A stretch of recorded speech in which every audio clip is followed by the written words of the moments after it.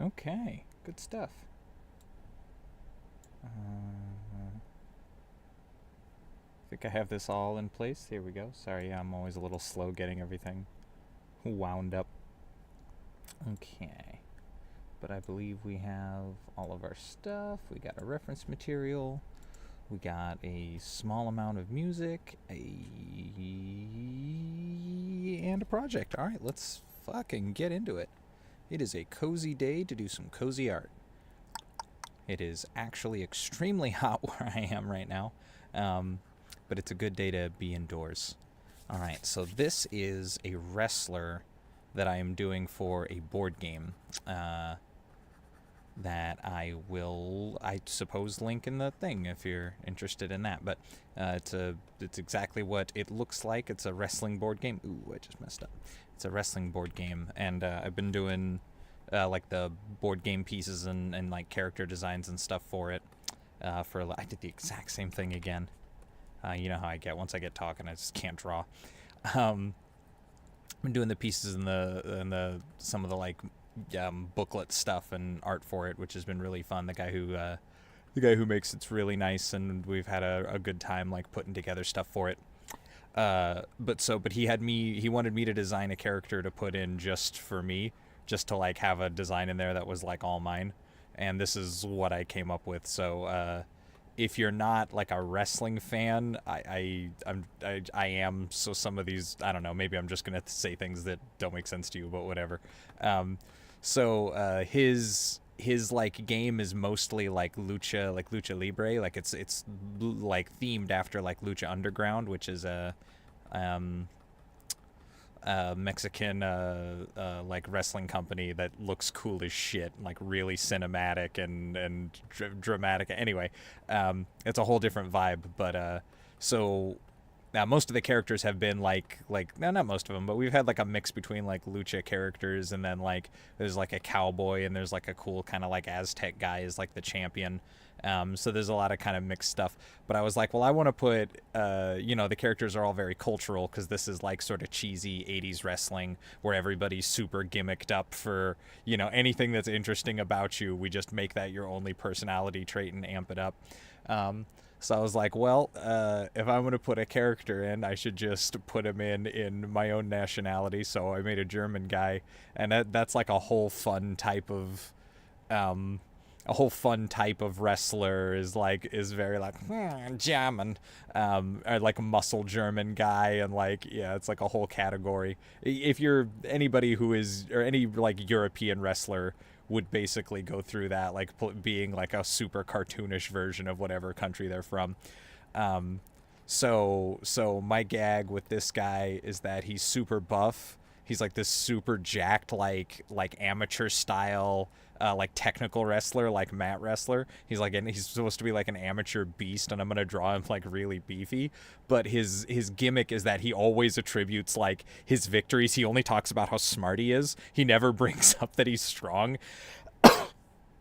And when if people use that language, if they like accuse him of winning, they're like, oh, you overpowered him. He's like, no, I outsmarted him. Like that's kind of the gimmick. um so yeah, that's the basic idea. And then he's going to be reading, his book is going to be like Advanced Grappling Theory, and it's going to be written by himself. And that's his like foreign, he's a heel, obviously he's a bad guy. But the book is going to be his like foreign object, um in case there's in a match he needs to cheat.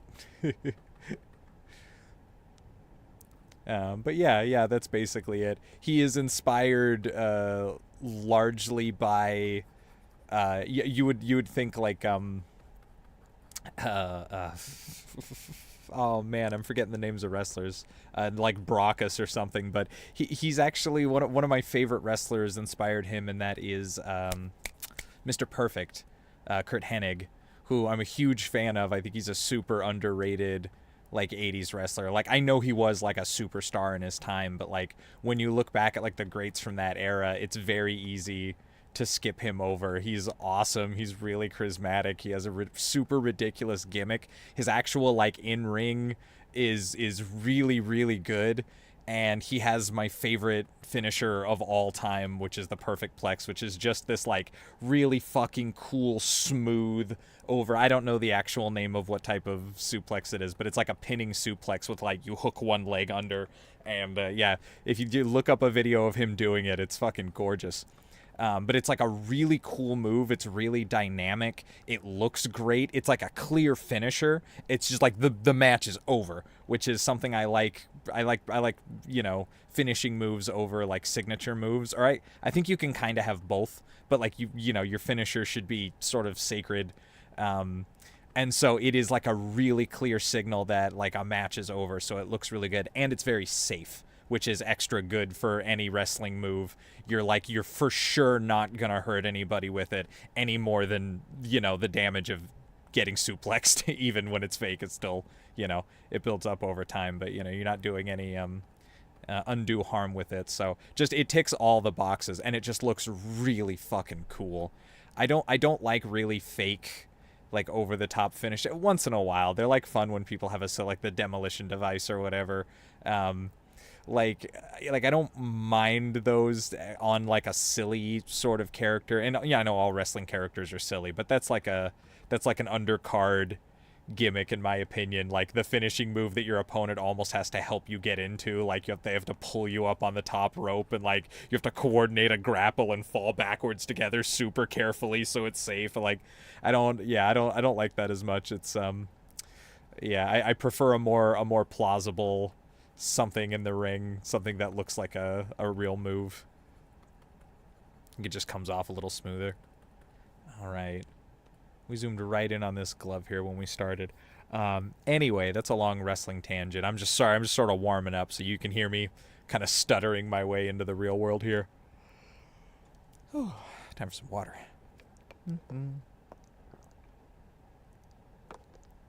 Hope the setup is a little cleaner. I think I fixed the glare as much as I can, so should be a little crisper. I'm trying to get the angle a little more right. I don't know what right is in this case, but it's just properly show my hands and face. It's a big reach to get to my coffee.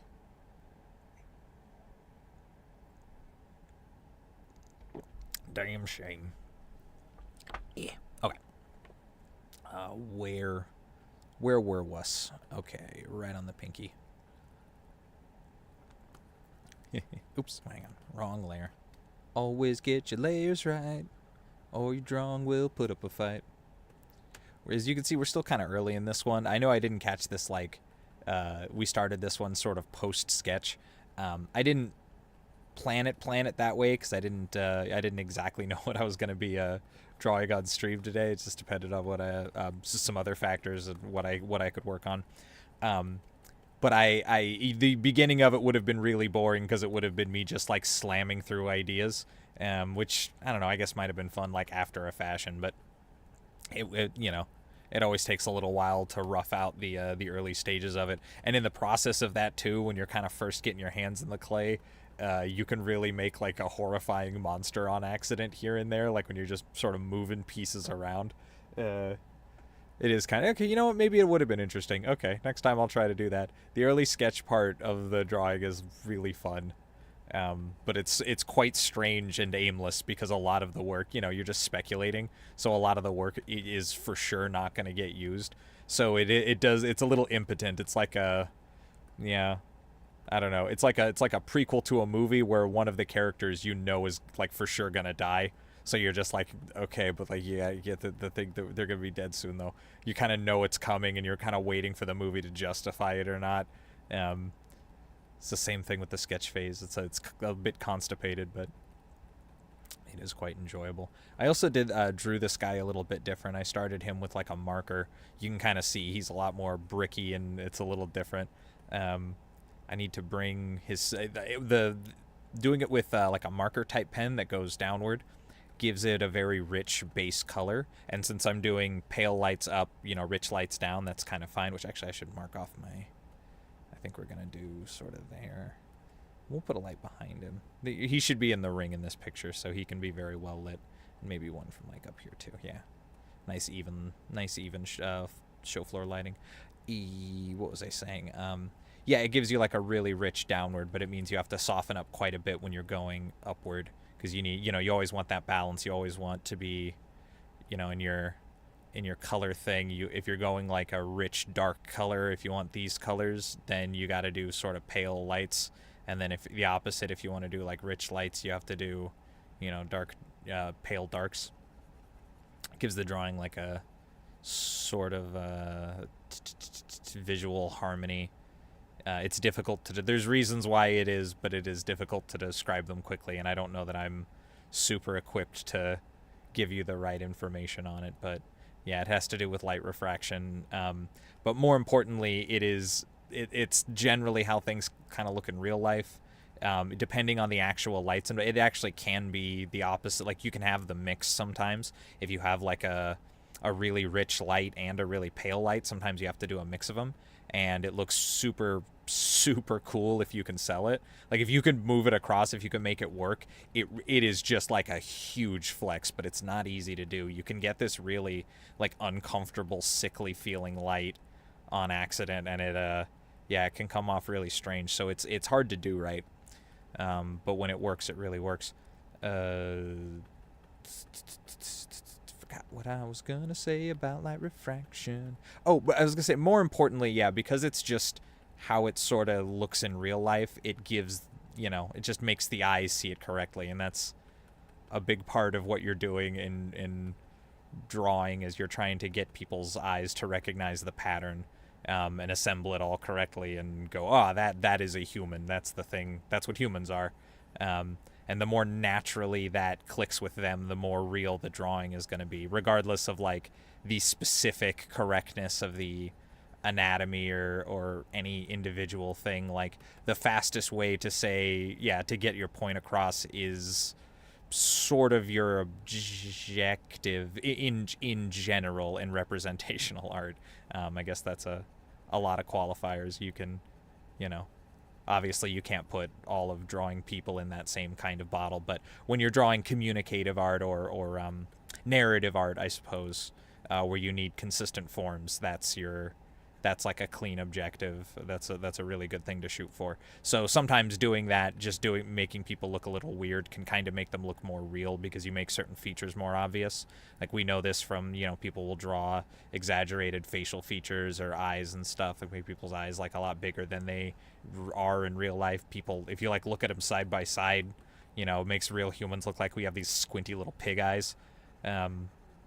But we draw characters with big expressive eyes because it's something our eyes lock onto as an expression of character. So you can exaggerate that, and the human brain is very comfortable with it. It's like it's almost like at ease, because it can recognize immediately and with more clarity what type of expression you're looking at, or at least that's what it seems to be to me. I am not an expert in that. I'm sure there is a deep and complicated science regarding why we do that, but that is the reason as I understand it. Pretty neat stuff, though. These are reasons it's good not to get too embroiled in like literal or not literal, representational art. There we go. And feeling like you need to do everything correctly. I know that's what I do obsessively, so do as you must, but it is my path. I do not recommend it for everybody. I will never know if the heartache was worth it. If I had just earlier on like swallowed my pride and learned like some better fundamentals, and actually diversed out and tried different art styles that I thought were déclassé. If I had just knuckled down and tried to draw some anime art and some cartoon art instead of trying to sketch things in a super literal way. I don't know. I had always had a hard time disambiguating things like that when I was drawing. Like I know I just said like I was very scornful of that type of art, and that's absolutely true. So don't let me sell my way out of it. But I also think a factor of that was definitely that it was way harder for me to do. So maybe I was being a little bit defensive in that pridefulness. It's the difference but just as it gets us to the same result. One explains the other. Um, what was I saying? Yeah, I always struggled to do that. It's kind of interesting. In recent time in my life, I'm sort of realizing how many. I was very literal as a child, and a lot of that has stuck with me as an adult. I sort of very easily engage in literalism with a lot of, I guess content is the word we use now, but like movies and television and things. And but it's kind of interesting because I love media analysis, but it's funny how often I can miss very on the surface themes because I'm just taking things at face value. Um, Growing up, I would do that with like music and art, books, poems, basically anything. I just the metaphor and the thing were the same to me. I don't know. I just saw them kind of overlapped, and so to me it was all everything. I would see things very literally, um, and with music that was super wild. Like you just kind of imagine literally the thing people are singing happening is a really strange music video, especially through the very narrow understanding and lens um, of a kid. So just listening to like classic rock on the radio and shit, like a lot of it, was just wild fantasy to me, and like yeah, I don't know, it was really interesting. But anyway, I think a lot of that carried over into my art, where I can't draw just okay, this has always been like a struggle for me, right? I've never kind of been able to do this well. It's so hard for me to draw like a guy. Like I can't just like draw a guy. I have to like I kind of got to know who he is a little bit. Like I have to draw like like a person. Drawing like generic is really difficult. There's something about it I struggle with. People like in very like what's the word, simplified design. I just have a really hard time drawing it and balancing it, and my instinct is always to get in and make it much more literal and give it distinctive features so that I can tell it apart from another one. um, I don't know, it's kind of interesting how that kind of stuff, you can sort of trace the patterns of it. Or I don't know what any of that means, but I just think the pattern is interesting.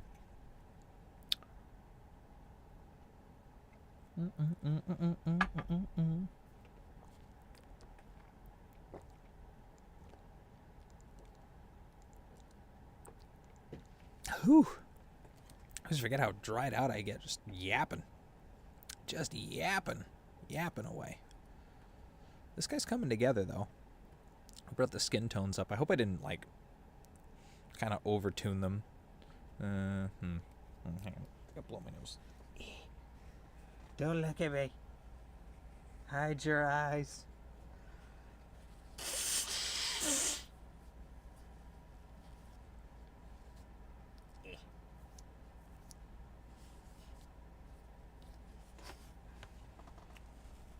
Here we go.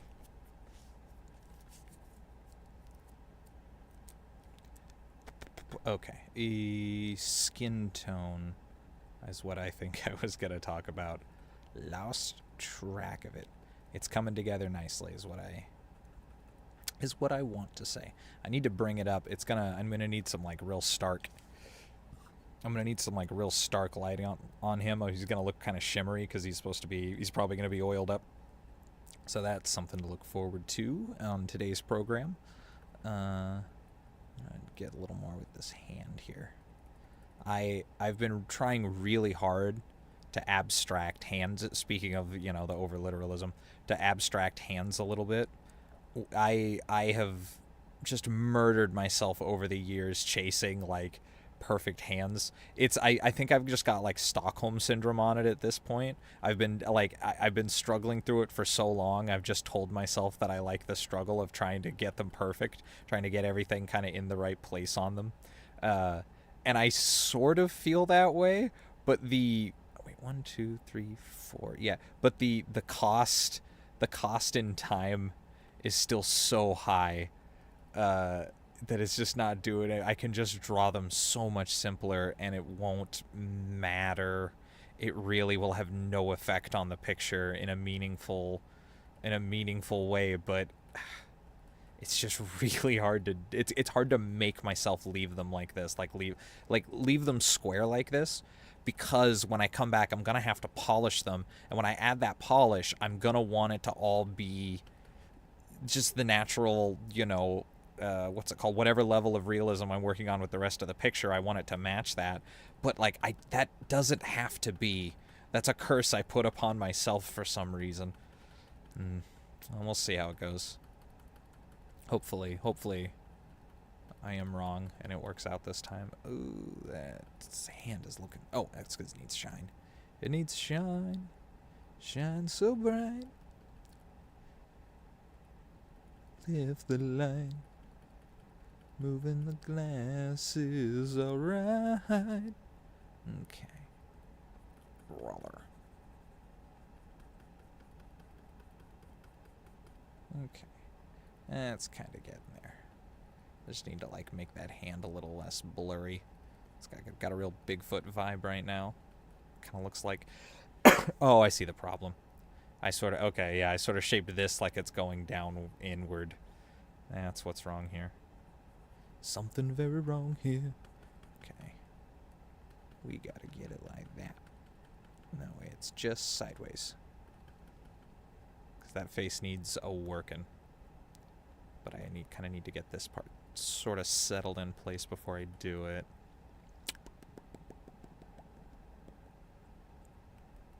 Yeah.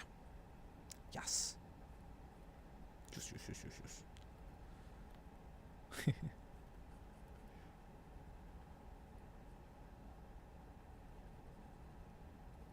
I don't know where these like glasses came from. These like pink granny sunshade glasses, but I love them. I've no concept of how they ended up in this I literally must have grabbed a wrong color, but this is this is me now. Come change me, Dad. You can't. It's me and the grandma glasses. We're going away together. Going to the land of imagination. We're gonna sit on a wrestler's nose. Don't look that up.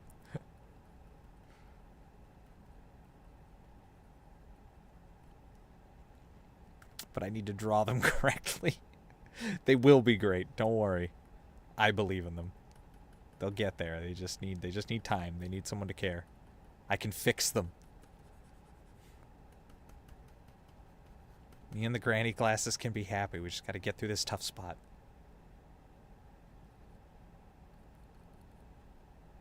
We've been together for so long, me and the granny glasses. I don't know. Maybe this is easier. I always hated you, granny glasses. What? Do I have the wrong pen? What is happening? Why is my... Okay, give me the gold. What is this? What is this garbage? What is this trash? Turnip pen. You're always so good to me. Why are you like this? Alright, fuck it. Alright, we're just going soft. I must have messed a setting up or something. Whatever. I don't care. Drawing hair anyway. Just be soft. Fucking switch brushes. Oil paint. How you like that? Not soft. Cheats texture. Yeah.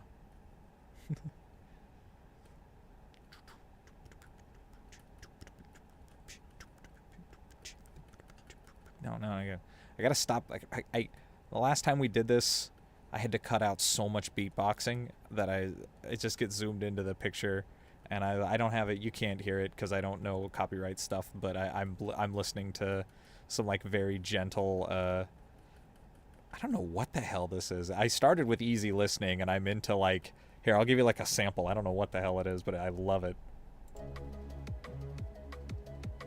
Okay, hopefully that's won't get me in trouble.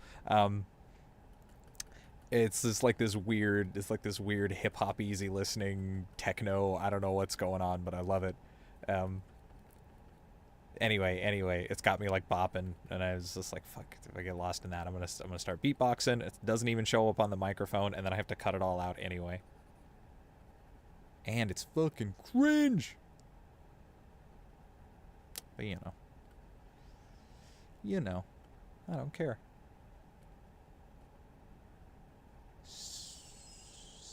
Send me to cringe jail. Call the cringe police. I'll show up in the cringe copter. And they'll very awkwardly take me to jail. In a long, complicated confrontation. Where neither of us understands what the other wants of each other.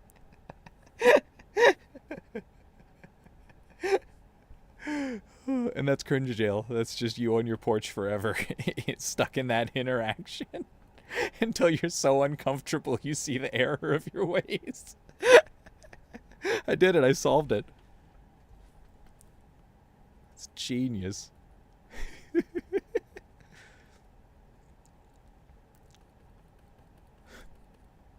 Alright. Kind of turned into pretty boy hair and I love it. Who are you? I don't think I named him. Maybe I should. That might help me. Mayhap a name might give him life. My sweet Pinocchio.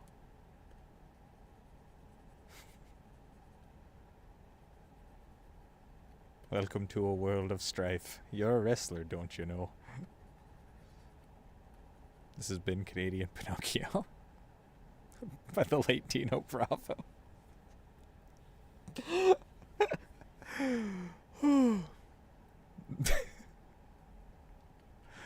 Oh my goodness.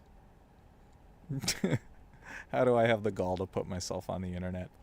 I'll never know.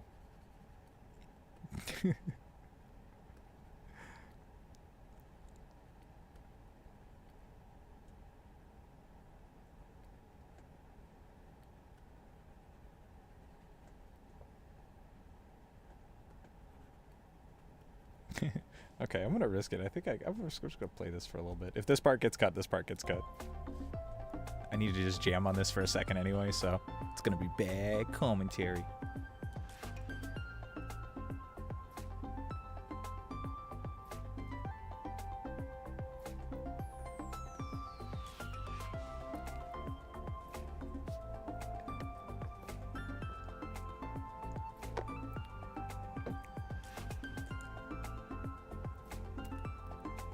I'm living for this xylophone.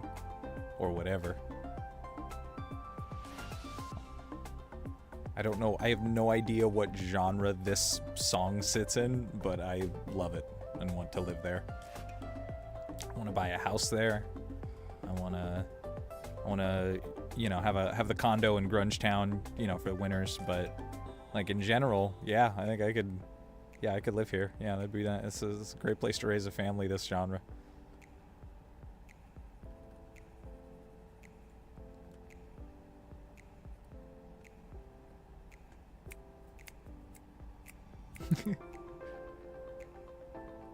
I love that, like,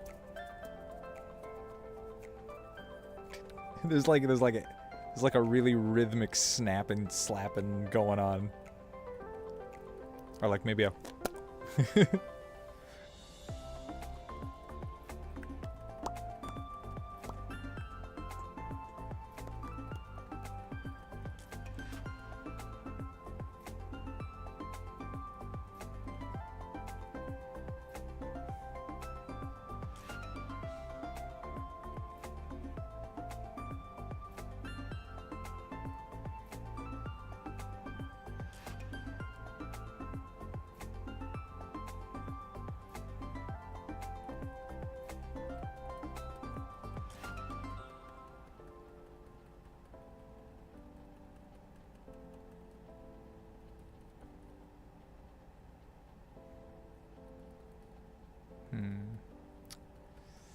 yeah, man.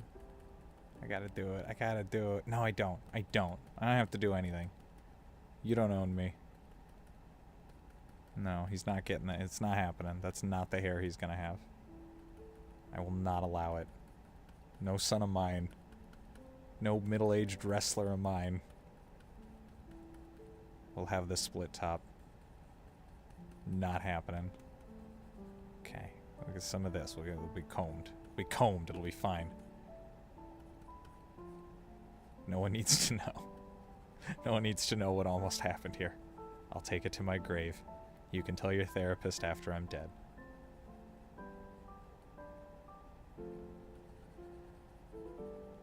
So close to disaster. I don't know if I can keep the secret anymore.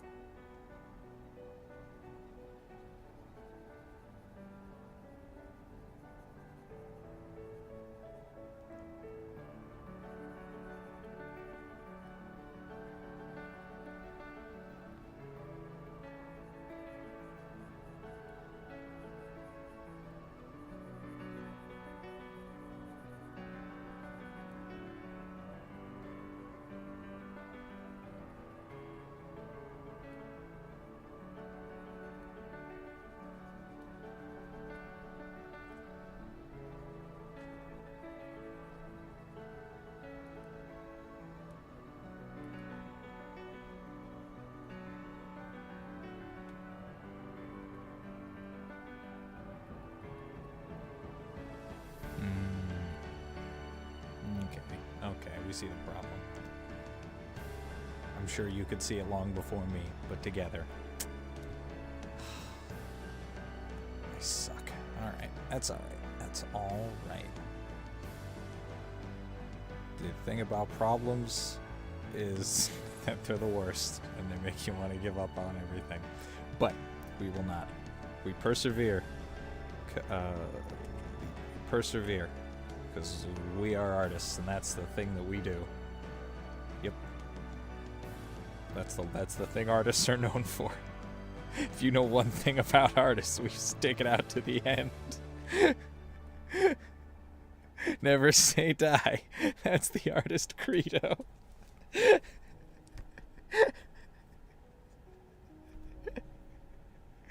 Like a locomotive once we're on the rails. Can't stop us. You guys should fire me. Oh no, hang on, I gotta get the... We need the grandma glasses color. If we lose that, I mean, that's it. That's the heart and soul of this drawing. Give me that. Get that pink! There we go. Okay. We're safe. It's all preserved. Alright, now let's just do this again correctly this time. so there's neck. That's forward head. Should be nothing. Yeah, okay, good. That's where we want to be. That's where we want to be. Okay. When you're making a skull, first you gotta find the neck. And when you're making a neck, you gotta go down to check. Okay.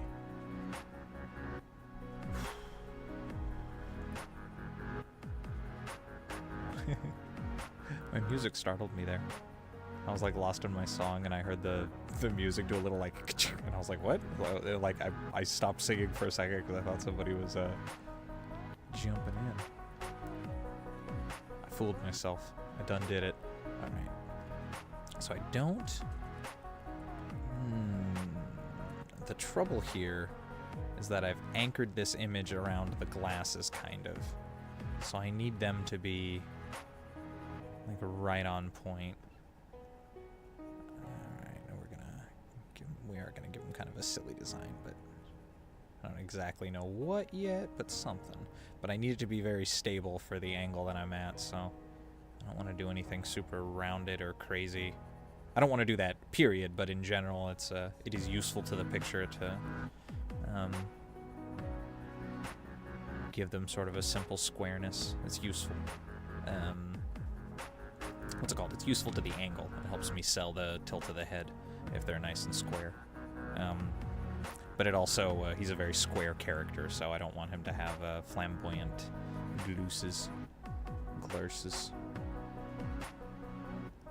Okay, and this is, get that out of my way. You doing overlays like that, you got to be careful if you're trying to replace a piece, because seeing the old one is just like brain poison.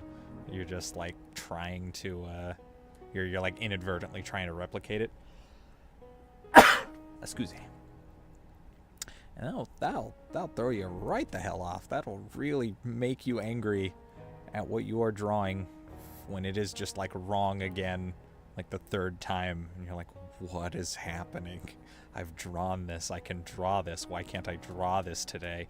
And then, yeah, it's because you just, like, accidentally... Well, it's not always going to be, of course, but it can sometimes be because you've left the overlay down there, and you can just kind of see it. You're kind of leaving it as a reference to yourself, like, of the proportions or whatever. But you're still just, like, picking up bad stuff. What? This right here is a perfect example. Go away. Just be dead. Be gone. I hate you. Okay, let's just try to get all this right. So these, we are looking here. Good. All right, that helps instantly. I'm much more comfortable. All right. And then we've got this and that. And then let's add our squareness. Squareness. A little bit of this and a little bit of this, and that's how you goose up the glasses. All right. Ooh, easy now. Okay. This is actually a pretty delicate... Oh, shit. Actually needs to be lighter on top, doesn't it? That's our light source. That's our light source, and I drew it wrong. Because this is tilted down. So I actually need to do some of this action. Yeah, that's what we need. Tilt it. It's actually kind of hard sometimes. When you're just when you've drawn something like ostensibly correctly, where it's like that thing is correct, the thing that you've drawn, even though it is wrong for the picture and in the wrong shape, place, alignment, proportion, whatever, but it itself, like as an individual little thing, is like nicely textured and looks good. You're just naturally, you're like, no, it's right, look at it. It looks like it could be, but it doesn't, because it's, you know, in the larger context of the picture. But like, it can be really difficult because sometimes that's a choice you're making. You're doing like two different things that aren't aligning right, and it's like an issue of proportion or lighting or whatever. Something about one of the hard decisions you've chosen just disagrees with the other. Like this one, the lighting is this way, and this one, the lighting's that way, or they're at a different, you know, scale or whatever. And you have to decide which is the bigger which one is going to be more work to reverse, or which one is actually, you know, you have to do your Sophie's choice. Like, you have to, one of them has to go, so you have to pick which one you love more, and which one's gonna be a better sell for the picture or less work for you, or whatever aspect of it that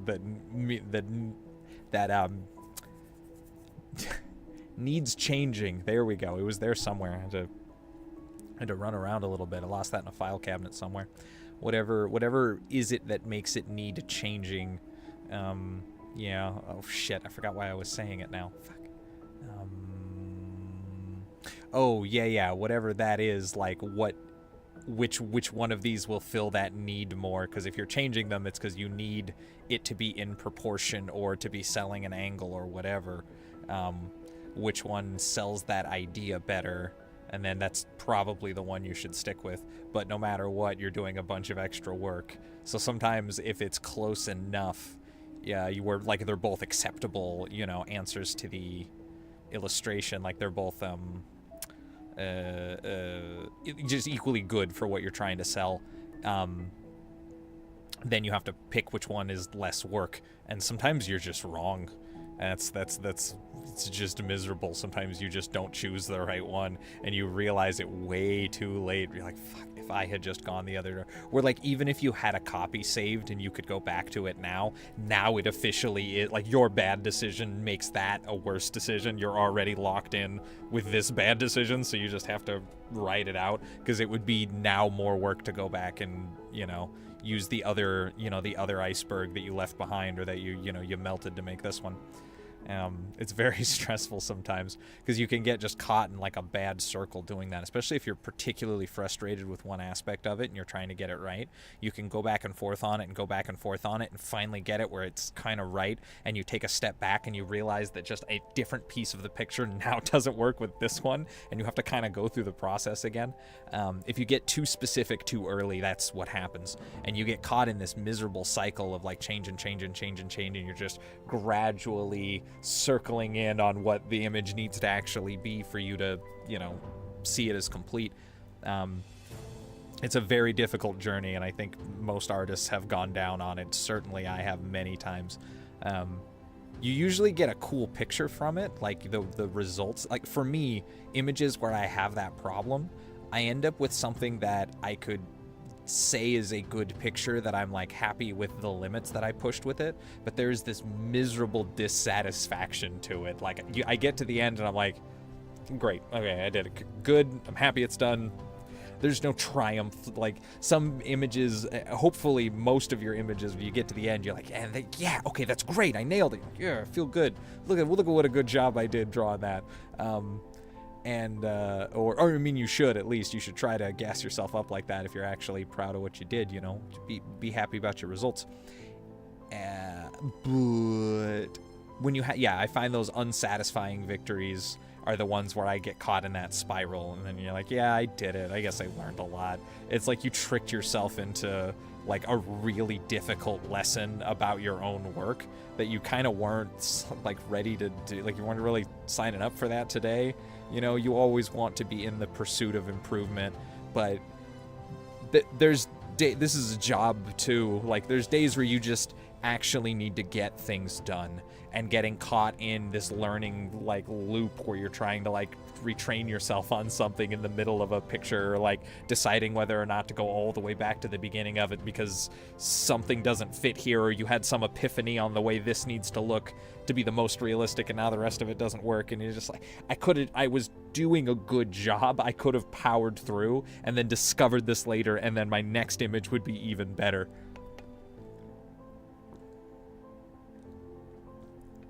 If that sounds like I'm trying to sell like giving away a worse quality project, that's not my point. Hello, someone. Who dares? You know damn well who dares. Let me. The most daring man in the land. Let me finish the thing I was saying real quick, and then I will continue to acknowledge you, friend. Just to clean that up. I was gonna say, if that sounds like an excuse to do worse work when you could do better work, it's actually quite the opposite. Because if you're redoing a picture from the ground up in the middle of it because you've had some discovery or something that makes you need to do that, like for it to be a better picture, you're building it on a totally different set of ideas than the original one you did, and it might clash with what you're doing. It's certainly going to take a lot longer, and it's going to exhaust you more, and you're going to end up with a very mixed result most of the time. Sometimes you do make something amazing and great, and it's like totally worth the work, but more often than not, you are creating a bunch of extra work for yourself to do mid-project that the person you're doing it for almost certainly will not notice. So it's a very difficult kind of yin-yang to balance. Anyway, welcome, Ben. Hello. Sorry, I just wanted to cap that off. No, you're good. You're good. It's funny. I like just coming in immediately at what sounds like the excuse of, let me tell you why doing less work sounds harder. It sounds like bad, but it's actually pretty freaking radical. Sitting there on a lawn chair scratching a beer belly with like an umbrella over you and a drink.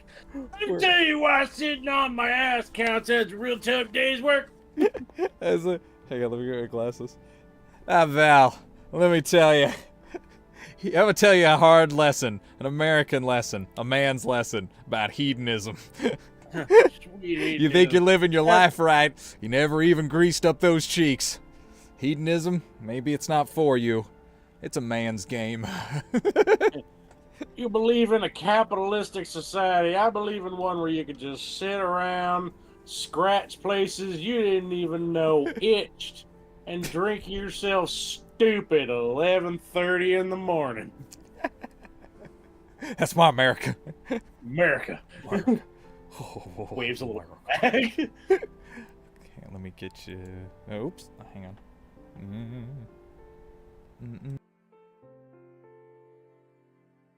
Where's my? I need a Mofo hat. Make America hedonistic for once. Hedonistic for once, dude. I was fuck. How did I mess this up? Hang on. Always a good thing you want to hear from the artist. How the fuck? No, I just this shit up. I don't. I'm really bad at juggling the stream stuff still. Anyway, I'll figure it out. The fuck was shit?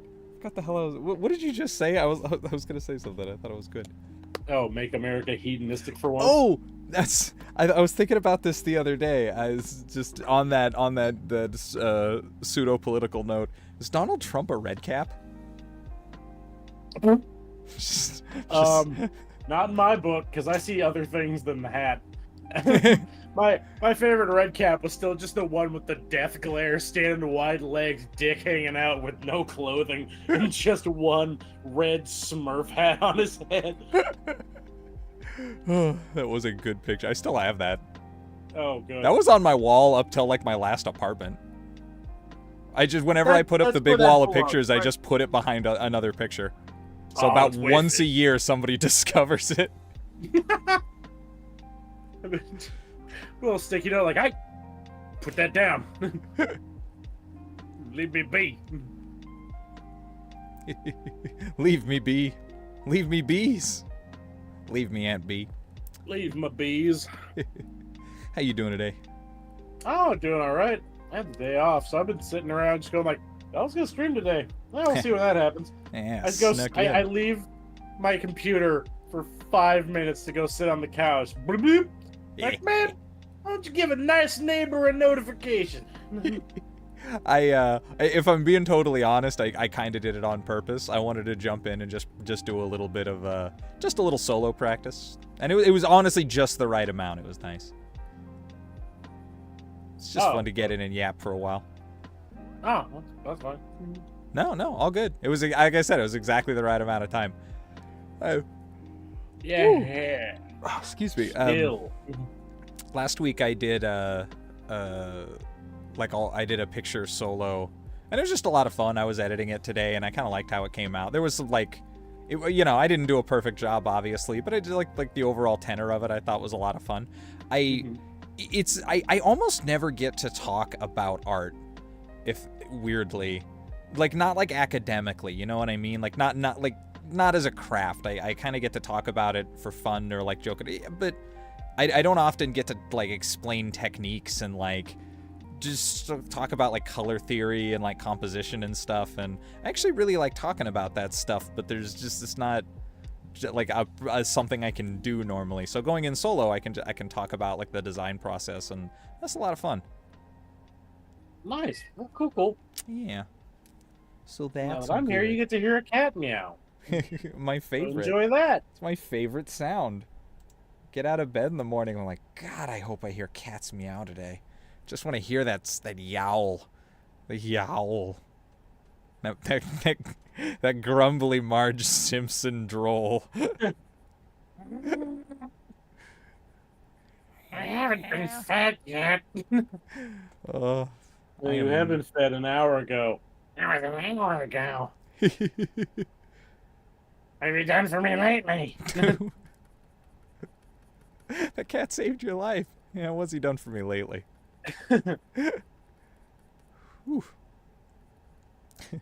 So, for today's stream, I found for like I think a week and a half, maybe 2 weeks, I've been looking. I had this stack of cue cards that I was filling with questions to ask when streaming. I did it like a half a year ago. I made a big ass stack of them, and when it came time to use them, I couldn't find them absolutely gosh darn anyways. I looked high and I looked low, I looked to and I looked fro, and they were right in front of my computer next to my earmuffs. But anyway, so I have them now. Why did I not just make more, you ask? Since it would really be a trivial activity? No idea. I was so fixated on finding these ones. I was like, no, it's like my work of genius. Like, if I lose it. I don't know, maybe you liked the questions that were on them. You wanted to use those, and you maybe didn't remember every single one. Oh, I didn't remember. I have like 100. I don't remember even half of them. I just like...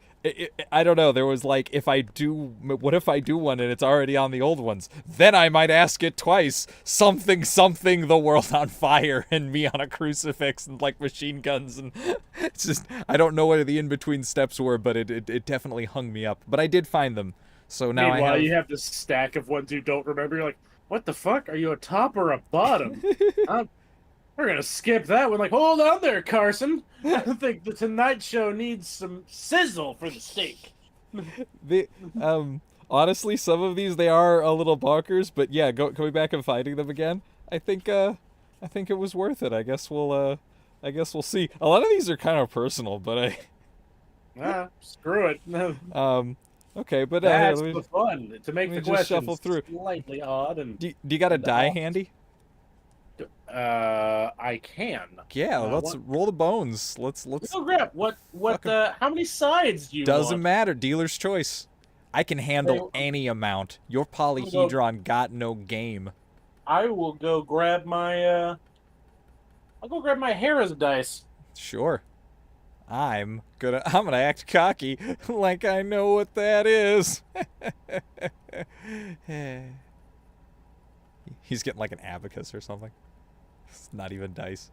6,000.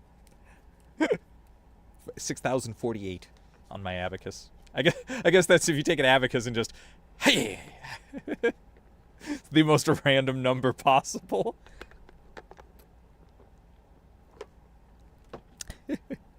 And then begins a brutal game of dividing which ones are plus and which ones are minus. Maybe there's a neutral zone where they don't count, so you have like these 3 zones to score in this bizarre game of abacus horseshoe. I guess the goal is to get the biggest number, or maybe not. Maybe the lowest number is equally impressive, isn't it? I don't know. It'd be an interesting game. Maybe there's like rules. Maybe you can have different maybe you can put things on different rows. You can put like a multiplier or a subtract or whatever in different places, so you can try to do more complicated math. No, you can't. That doesn't intersect with an abacus. I don't know. Okay, I'm just saying it could be a sport. I got 2d6. Got me some decommissioned casino dice. They are my favorite dice I have. Okay. Well, roll them for a petty reason. Ooh. You know the funny thing? I actually just have a coin I could have been flipping. Do you want the 2 numbers or do you want the total? I don't care. Okay, I'll do either one. I could make use of either one. that's an 8. Okay. Uh, 1, 2, 3, 4, 5, 6, 7, 8. What's the worst candy bar? What is the worst candy bar? Oh wow. What is a candy bar that just categorically, what is the candy bar you have liked the absolute least? Let me immediately clarify because I have to get stipulative like a lawyer trying Go to on. prepare his defense brief. By Mm-hmm. candy bar, you do mean, in fact, like a confectionery bar-like treat, and like a bag of Skittles doesn't count. That's not a candy bar. Okay, yeah, conventional bar, sure. That's appropriate. Okay. If you said one candy bar, please, and they gave it to you, and you're like, yes, that's a candy bar. Like that's just, I think that's just because if you asked for a candy bar and somebody gave you Skittles, fuck no. But they're basically the same on a catalog, so I do understand the distinction. You know, it's funny. Whenever I am getting some candy, I generally do prefer like fruity candy over like chocolate because chocolate makes me really thirsty. So like if I asked for a candy bar and they gave me Skittles, I'd be like, yeah, sure, all right. Okay, Um, fair enough, fair enough. Worst candy bar. Well, it's hard for me to say because this is not the worst candy bar. I just don't enjoy them. Well, okay, subject to opinion, yeah, season to taste. All right. I'll throw one up. I believe I know what the worst candy bar is in my Oh, heart. okay. Well, hold on to that. Go I'm ahead. gonna make some I'm enemies listening. and say that I don't care for Twix. Interesting. What is it about it? It's I'm actually not a huge fan of Twix either, and I cannot really put my thumb on why. my main reason is so there's chocolate on there. You get that almost every candy bar you get. Yeah. That's delightful. Then you have like proportionally speaking a lot of caramel to how much bar there is, and that's tooth glue. And that bar is a stiff little shit. Yeah, it's never like Milky Way smooth. It's every Twix feels like it came out of like the back of someone's refrigerator and they forgot about it for a while. Like that was grandma's last year's Halloween candy. And then I don't mind the cookie, but again, because the proportions of a Twix are so fucky weird, like it's like it competes with the other two things. So I feel like a Twix can't figure out what kind of thing it's supposed to be when it's in my mouth. Interesting. Like Okay. it's a little bit like it's kind of like a Nutter Butter cookie, but if the peanut butter was caramel and then there's chocolate on them, so they're going like you're confused. Figure it out, Twix. That Get is your interesting. shit together, Twix. I give Twix, like I said, I'm not the biggest fan, but like if somebody gave me, I'm not gonna try. They're like a 5. I'm like middle of the road 5, maybe 5.5. I think there's more mid candy than Twix, but it was never my first choice. Yeah. If that's in my Halloween bag, it's either gonna get saved to last, traded, or shit, man, I might just go in the trash. Twix is a strong trading chip. As a kid, Yeah, because a lot of people like them. yeah, they are like I think if you polled children, like if you if you could like tier list their candy, like I think Twix would be up there in the like A tier. Like that's the shit. That's like the shit you don't want to trade. Oh, Reese's are the king, of course. No, but well, Reese's they're divisive little shits. They're kind of like pears. They're Really? good for a chunk of time. Reese's when they go bad, they go bad. Oh, sure. I just meant in They've their. got a time limit on them. I'm just kind of thinking in child value because I feel like on Halloween I'm never trading my Reese's under no circumstances. Maybe maybe those tiny ones that are like deeper and like they're almost like bootleg Reese's. Yeah, You know what I mean? the The little little, short like, little shots of Oil Reese's. ones. Yeah, Reese's shots. Yeah. I don't know why they are never as good as just an old fashioned fucking cup of yum. So your worst? I'm gonna come out and say I think the worst candy bar is an Abba Zaba. Really? I hate them. They're vile. Why do they exist? It's just fucking.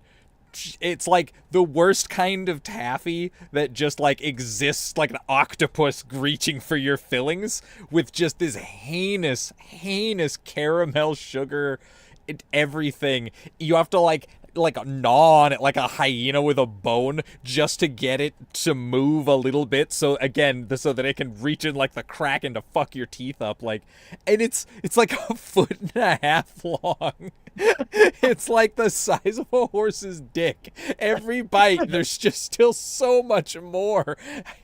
It's a challenge on every level. It's also like, because it's caramel and pure sugar, it's just sweating like, just, I don't know, like you could make jelly out of it, just the glycerin sugar sweat. It does have a weird film to it when you're Yeah. holding it. So It's like when you engages unwrap all one of five those senses in a really aggressive way. And if that's like your jam, like you're just the Grizzly Adams of candy bars, fucking sure. But I feel like more people would be on my side of the road on that one. I think they're actually the worst. Weird. I actually really like them.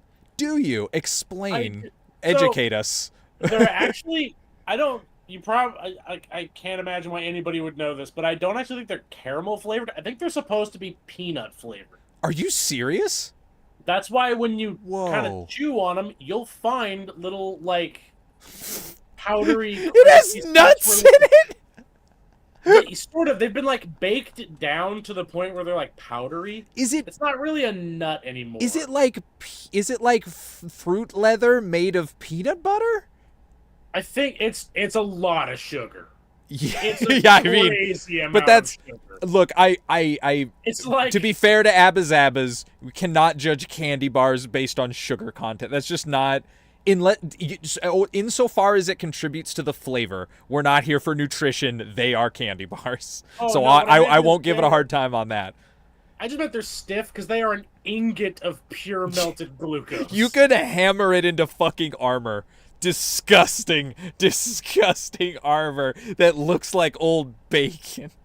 Dude, I would never wear Abazab armor just because if I fight one werewolf, he's gonna lick me to death. He is gonna get his teeth into you and then just lose his mind and starve to death with you still in his grasp because he's fully Yeah. gummed. But he's gonna shake me like a British nanny the entire time. You're both gonna starve to death or boy. become a bizarre symbiote creature, part werewolf, part man stuck in a werewolf's mouth, but protected by Abba. Oh yeah, he's never getting through my armor. Exactly. So, but like, you both gotta eat, right? So maybe he lifts you up to a tree, you get some fruit, yum, yum, yum. Next time you're in town, you slit some throats, stab, stab, stab. Gently feed meat into the werewolf mouth. I have to slide meat pulp into his open jaw. You're doing what you're a team now, okay? You're gonna have embarrassing moments together. You both need to go to the bathroom. You can either accept your status as a fucking team, or you can die separate. Those are your choices when you are eaten by a werewolf, comma not because you're protected by Abba, which I believe is the premise of this joke. I love the concept of an adventurer wandering into town, sitting down in a tavern with just a wolf gnawing on him the entire time, dragging behind him because he's lost any use for his limbs. I like to He's think like- I like to think the wolf comes in the bar with the guy in his mouth like hanging limply, and he just like stomps up all big and werewolf style to like a seat and then turns his head sideways and sits the guy down, and then it zooms in and the guy's like really dramatic looking, and he like the camera like pulls in on him and the lighting gets serious. He Buy you a plunks drink, bag of stranger. coins on the bar. He's like myself some food, a room, and a woman. And some mutton. Raw. Raw shank. You had to do the cowboy voice. Now I imagine them riding away on a horse. And the horse is just gonna get stuck to him too. Oh shit. It's Oh, a I gotta go to the hybrid bathroom. nightmare Fuck me. Centaur werewolf creature now. That is a terrifying there's a terrifying like old west. What are the creepos, creepies, croopers, cryptids? Yeah, Weird West. one of them's. Okay, I'm gonna go Yeah. bathroom.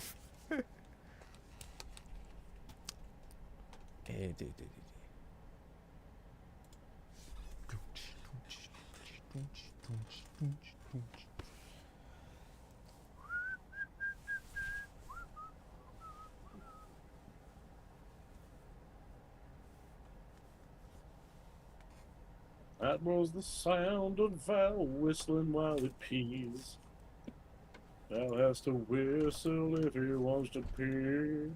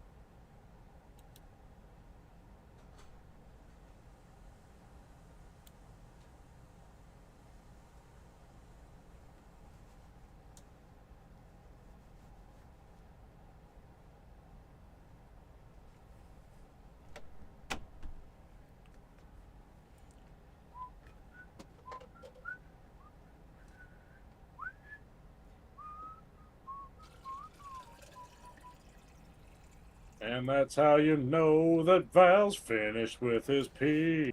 Sat back down and he's talking to me.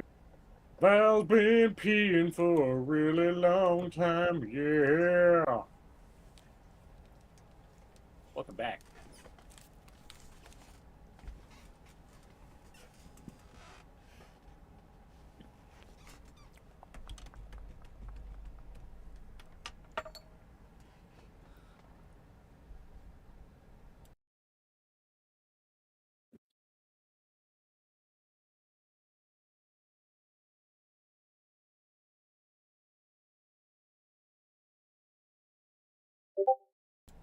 All right, all right.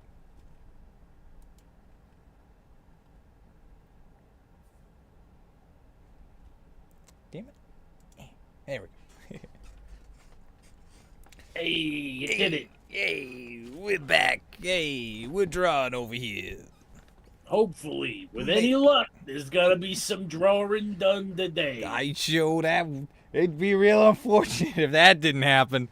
Ah, Oh boy. shucks, that would make the whole stream a lie. Devastating for my career. Oh, no, thank you. No, thank you. Oh my god. Holy shit. That's so weird. I'm okay. You never see yourself talk, or you don't watch yourself talk most of the time. I just can see it now, and it's really bizarre. Doing a weird voice, I did a weird face, and I could see myself doing it, and I was like reacting to it in voice, but like, it's just such a bizarre thing. I never knew I did a weird face when I do that voice. And that one specifically, that one that's right in your arsenal, that Yes, voice. the one I do all the time. I think it's like anchor when you're trying to book a wedding service for a cousin. You're just like, I think on a Thursday. I think it's like an open mic Jerry Lewis. What do you think? I don't know. Oh golly! I don't sound like him. I'm supposed to sound like a guy who's doing a bad job sounding like him. I patted myself a layer of protection. One step away from your criticism, and one step closer to hard-shelled safety. Phenomenal. Phenomenal. That's the mark of an artist. Would you like to continue from this question card, or would you like to roll a new one? There's like 3 or 4 on each card, and I have I think 50 cards or something. Well, it would be more It's irrelevant because there's no theme or rhyme or reason to any of them, so anyone that I choose is random. But for funsies. if we cash out all 4 on one card, you can throw the card away. Oh, that's kind of true. I'll be done with it. I did mark it. I did a That little would- pencil mark so that I'd know. That is true, but imagine you have like a box of discussion cards and each of them is half crossed out. And you're just sitting there going like, oh, this is a Pass. bitch. Skip. Skip. Skip. mulligan. Mulligan. Oh, we already asked you that. I say An roll. entire online, like an Excel spreadsheet with each question, and each one has a name for who you asked, what the answer was, so you don't ever stumble over it and sound like you aren't a professional host. Cut to me in like 20 years in like my mansion with my millions, gorillions of dollars of streamer monies, and they're like, is there one piece of advice you could give to up and comers? I'm like, yes, use an Excel spreadsheet to keep track what questions you asked of which host on which days, because that's the keys to the kingdom right there. God forbid you ask the same person the candy bar question twice. It's only been a decade. You know what's funny? I did an experimental version of this once upon a time in person. I just picked a funny question and I was like, I'm just gonna ask all my friends this funny question until I've done it, and just for funsies.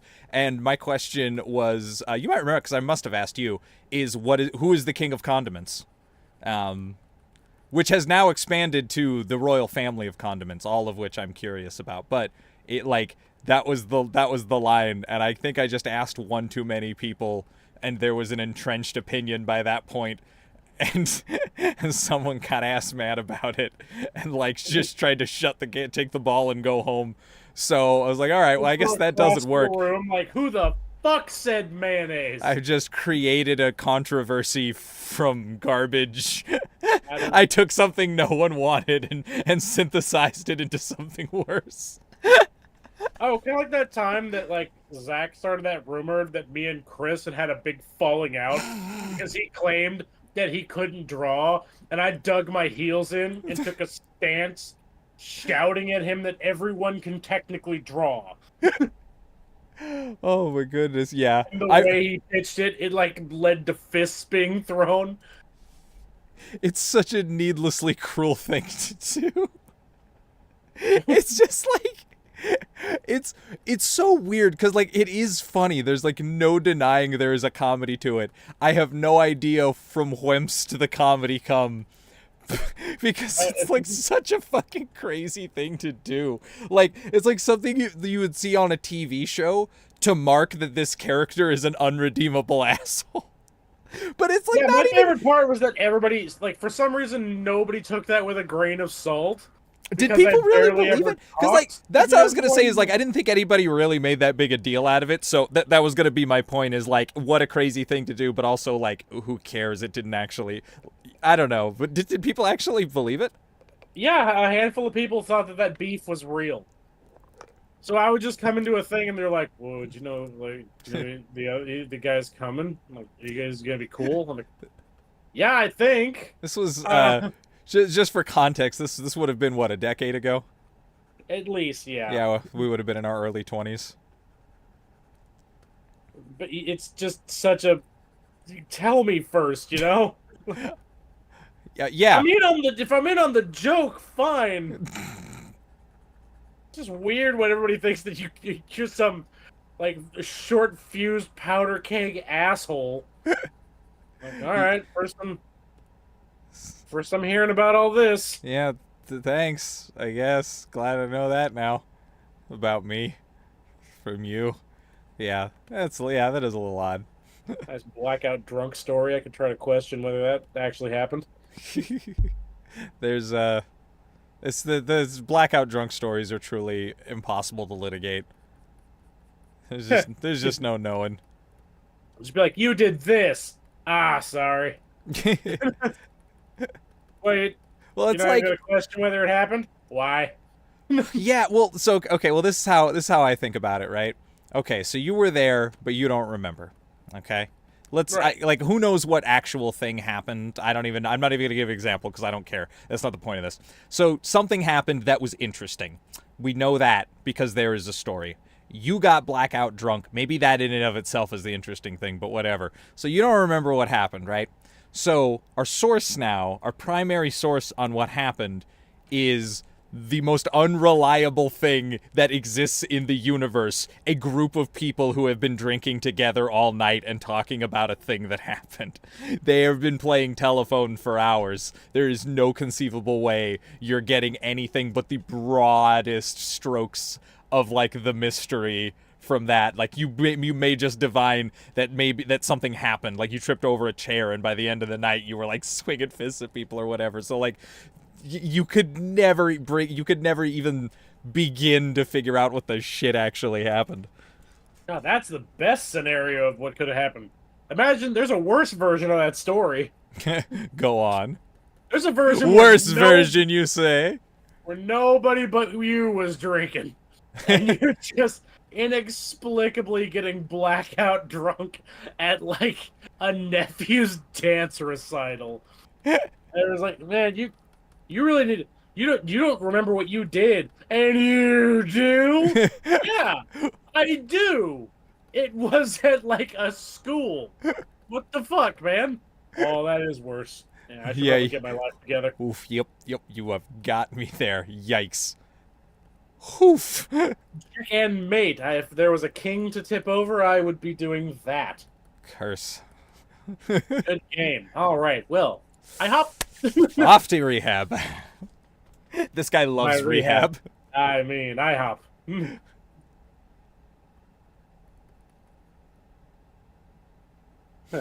Yes, I will take 1 rehabilitation for a drinking problem. Please and thank you. I'm just As saying. in IHOP. I keep saying it. You want pancakes Would or you- no? Would you like pancakes? Do you have $50? You need yes to both of those questions to eat here. This is an IHOP. Yeah, IHOP has the weirdest portions for the weirdest prices. I have gone there. What a and gotten, like, kindly description. What a baby soft way to Well, describe it. I have gone there and gotten dirt cheap pancakes and Uh-huh. like nothing else.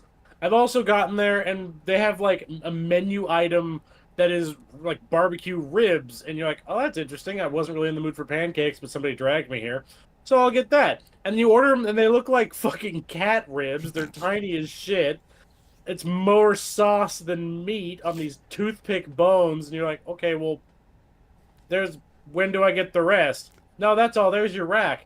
This is like $5, and you charged me $30. This isn't a rack. This is a rook. I've been fooled. A crook of ribs. A crook of ribs. That's why they call it International House of Felines, spelled with a PH. Ah, Yeah, you like that? bastards. I thought of that in the middle, and I could not wait to say it. I was so proud of myself. The International House of Foolers. Foolers. Except Don't the owner doesn't. To a they heart that's cruel. There's like a marketing person that came up with Foolers with a PH, and the owner doesn't get it. So he's just like, come on down to International House of Pahoolers. Foolers. Tough You sell. can call us on the Pahone anytime. Call our number. Wait, that one didn't even have an F in it. Hold the fuck on. Hang on. I thought there was a pattern. There is not. Oh, he's just insane. We need a new owner. I don't think the International House of Pancakes is gonna make it, guys. I don't think this guy's fit. With a PH. With his fit. Possibly. I had a really weird. Oh, go ahead.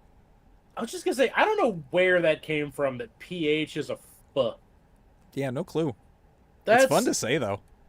Yeah, but it reminds me of those like those lost letters that aren't used anymore, like the ash, which Oh, is the yeah. AE for like aether. Yeah. Yeah, I remember learning that when I was a kid. I read it in a book, and it was like, it's ash, and I was just like having child arguments about that. So when you're a kid, you really know for sure you're fucking right about something that most people don't know. You just wield it like a cudgel. That was one of those for me. Yeah, and then they're all like, "No, that isn't true," and you're like, I'm not gonna persuade you, but I'm right. But I about know that this I'm right. You could look it up. thing." Dude, when Yeah, you're a fuck. kid, does anything feel better than saying you can look it up and knowing that if they do, you're right? Mm. The Oh, mic that's drop better than moment sex. Such a good feel when someone's being that like, every kid. yeah, when someone's being really cocky about something, you know, and you're just like, you just fucking know that they're for sure wrong. Ooh, it all comes together because it's just normally you gotta be nice to people. It's just the thing to do. Not just got to. You get to. It's good to be nice to people. You should never want to be mean to someone, but once in a while, people tee you up for like perfect Schadenfreude. You're turning up the heat on my pot, it's starting to boil over. I'm gonna be nice. You can look that one up. I was out at a dinner with a person. I was at a dinner with friends and a person, I think is the framing I'm looking for here. Anyway, so we were talking about Wait, you're gonna have to clarify that one. You were out to dinner with like friends, and then some homeless vagrant just sidled up. I was like, I'm gonna sleep in the chair. No. He was invited. I'm just like not super his friend. I guess I kind of was then, but I just don't like him that much. This conversation is one of the many reasons. Not this particular, but his attitude within it. Anyway, so it was around the time the new Jungle Book had come out. And I was like, it looks neat, but I probably won't see it because that's not my jam. Like, I actually, when I was a kid, I watched the old black and white Jungle Book with my grandma, and I really like that version, and I was just like, I'm fine with the one that I've got. But, I was curious, if they had made Kaa a boy or a girl, because in the book and in the original movie, Kaa's a girl, and she's like, talks to Mowgli. She like helps him out, like they're pals. And in the old Disney cartoon, he's the snake from Robin Hood. He's just the same character. Yeah, because I was back in those Xerox days. Yeah. So I was like, oh, did they make Kaa a girl? And he was like, no, they made Kaa's a girl, but Kaa's supposed to be a boy. And I was like, no, in the book it's Kaa's a girl. And he was like, no. So yeah, in the original story he's a boy, but yeah, they recast it. And he was like making a grander point about like the recasting, and I was like, I'm pretty sure you're wrong about it. You can probably check that one up. And he's like, nah. It's just trust me. He was just really like dismissive about it, and he went on for a while. But I don't even remember what the hell he was talking about, but it was something to do with the part being recast. I don't care about those conversations. I already know where he's going with that. Yeah. But anyway, yeah. So he was just like talking about it. He's like, but they didn't need to, and blah blah blah. There's so many people who would have played like a good snake. And I was like, yeah, but it has to be like a girl actor because Kaa's a girl. And he was like, no, it's not. And I was like, look it the fuck up if you're so sure. I know that I am. I don't need to get my phone out. And he pulls it out in like a huff. And he listens, and he just there's nothing you could do. Just be like, all right, okay, I guess you're right. He's just like, there's nothing. You're dug so deep. And I knew he was just digging at bedrock the whole time. He's just completely invested in this hole he's digging, but he's actually only ankle deep in it because he's grinding against this non-fact. My favorite version of that is when they look it up, they find out they are in fact wrong, and then they continue to do supplemental research to try to justify the asinine, like paper thin reasoning that they just dug their heels in on their last stand on the mountain. We're like, but if you look, the movie adaptation storybook playtime adventure set accidentally had this misprint where it said Kaa was a boy. I was like, okay. Great for you, man. Oh yeah, when they go into like, but this one time dude, that drives me. Actually, you struck a nerve with me on that one because that particular line of argumentation drives me fucking insane. When I'm talking about a part of a franchise and I'm clearly talking about one part of it, like a movie or a comic or a specific like thing or a game, whatever. I'm talking about that thing and the stuff that's in it and the things that we know from it. So when I talk about Star Wars, I'll be like blah blah blah X, and then someone's like, no, in show Y, at a certain point they reveal that blah blah blah this crazy thing, and I'm like, great, but like that's not part of this movie or even the larger franchise of films it's part of. Like, I don't. Like, this does not assume that I've seen that. Like, if that's going to be a part of this, you have to make it a part of it. Otherwise, you just have a weird plot thread that goes nowhere. But people just love that line of defense, is they justify it with just pulling some distant point out from like the haystack of lore to like justify why in this case that decision that doesn't work within the larger structure of the art that it's trying to be a part of doesn't fucking work. But it's okay that it doesn't work because at a different point they justified it. So now you can retrospectively say that it wasn't written bad. I don't know what the mind leapfrog like lets that justify, but it drives me crazy. Yeah, it's that shit where they take like what's like in black and white written in a book, and they go, "Yeah, but what the creator meant was." You're like, "No, shut up! Just shut the fuck up! You don't speak for another person when they wrote a thing." And also, like, if that is your point, right? That if you're hinging something on what the creator originally intended, what do you need from that? Like, how does that help whatever you're trying to say? We all know art is interpretive, so like it can't just be that my interpretation's wrong, because that's just not how this works. So if you're trying to support something by saying like, oh, there's two ways to read these elements, but we know that this guy was like, I don't know, had whatever thing he believed in, or he was crazy, or he was racist, or whatever thing you're arguing about that is defining the artist that makes it necessary to lay this claim upon the art, whatever that is, needs to like be concrete and support the rest of the story. Like, it still has to work. It still has to be a part of it. Otherwise, it's just paratext. You're just spackling over something that doesn't work with trivia from the outside world. It's not, doesn't work. And it's usually just to fit a completely unrelated narrative, too. Yes, or to try to sell a theory that doesn't really lock in what you're doing, but you can't just go, I don't know, I'm just having fun with it. Like, for some reason, you need it to work on every level. Yeah. Oh, trust me. I've been down that road plenty of goddamn times. Dragon Ball is infamous for having a bunch of fans who've never read the fucking material that they're fans of. They don't even they don't watch it.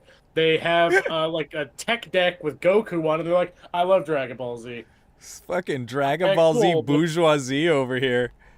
No, it's not that. Well, it's just I do understand what you mean. Honestly, I poke fun, but I do get it.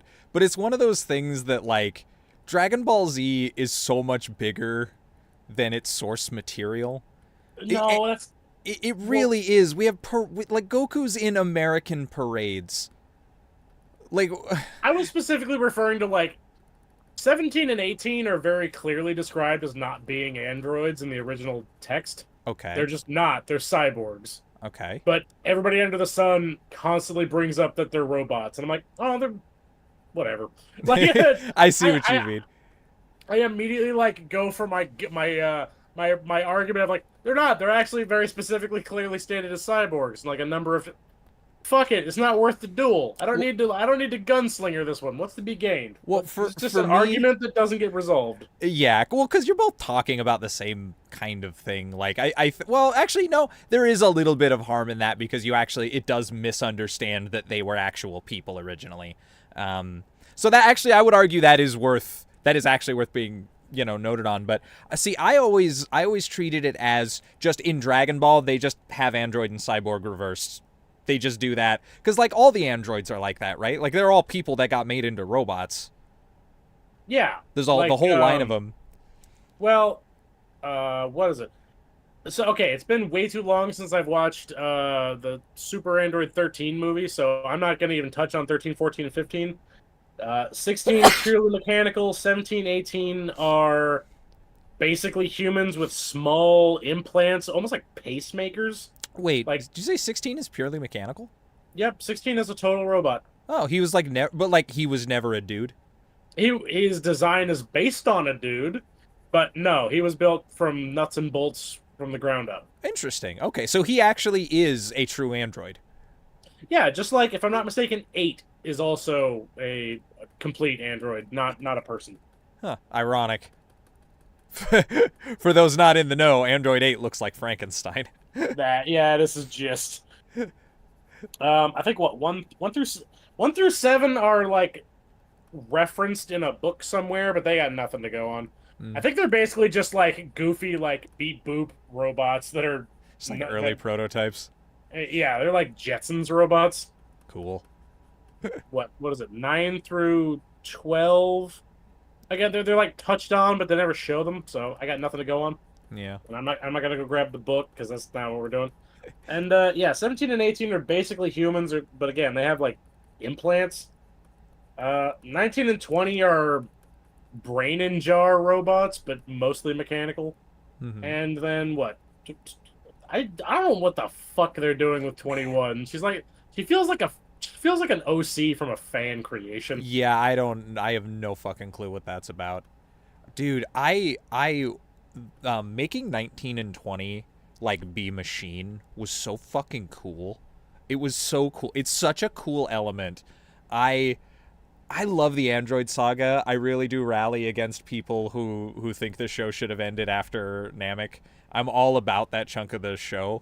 But the juxtaposition, like it's because okay, like he made himself completely out of machinery because like he trusts machinery more. Like he was wrong to do that, obviously, but like it shows like a different level of inhumanity in him in 20, which is kind of cool. But also the moment of them breaking, like when is it Vegeta that just like decimates them?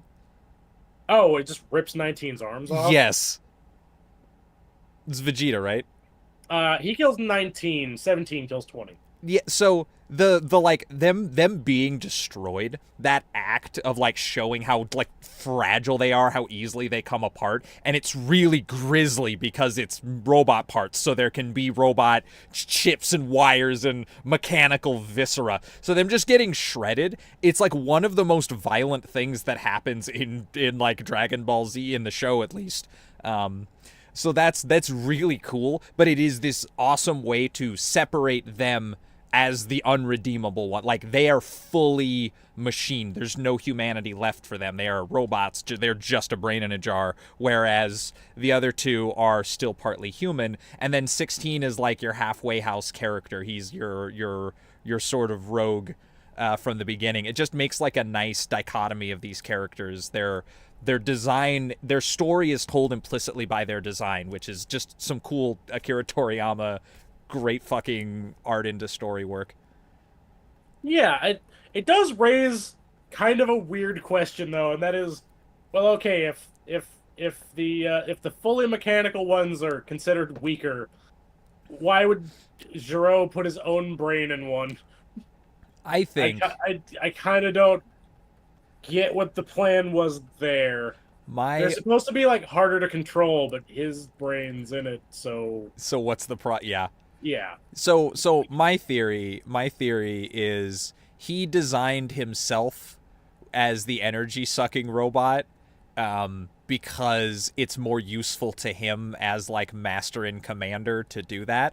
I think he thought that in both roles they were going to be so much, like, so out of control powerful compared to the people they were contending with that it wouldn't matter at all if he was, like, physically weaker, because he would have this, like, energy draining power specifically, which is useful to somebody in that role to be able to just dead ass drain power out of the sky. It would make him extremely effective against probably his own creations as well. Like, I think he was just setting himself up for a leadership role, assuming that he did a good enough job, and that is why he's so confident until he's being ripped apart like a werewolf.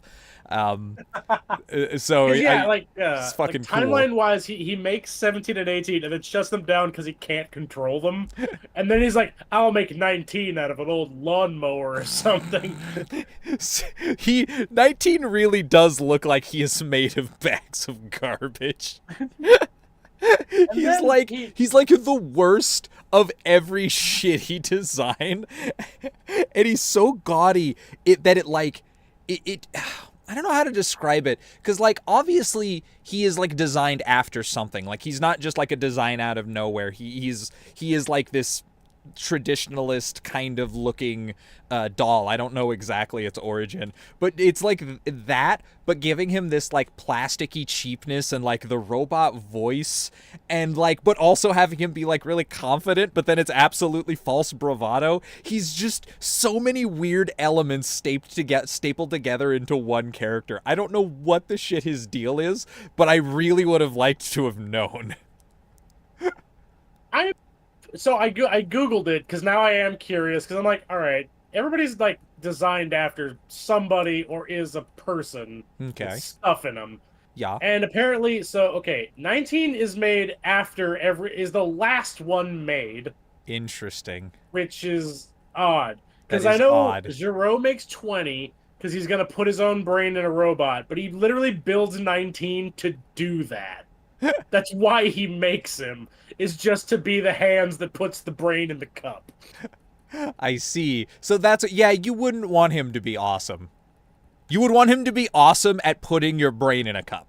You would want him to be the best at that. That's about where I would put all of my chips. 100%. So Sure that's that he doesn't just pick it up and go, nah, and then just drop the brain on the floor. well, that's why he's fucking lobotomized. That's why he's the way that he is.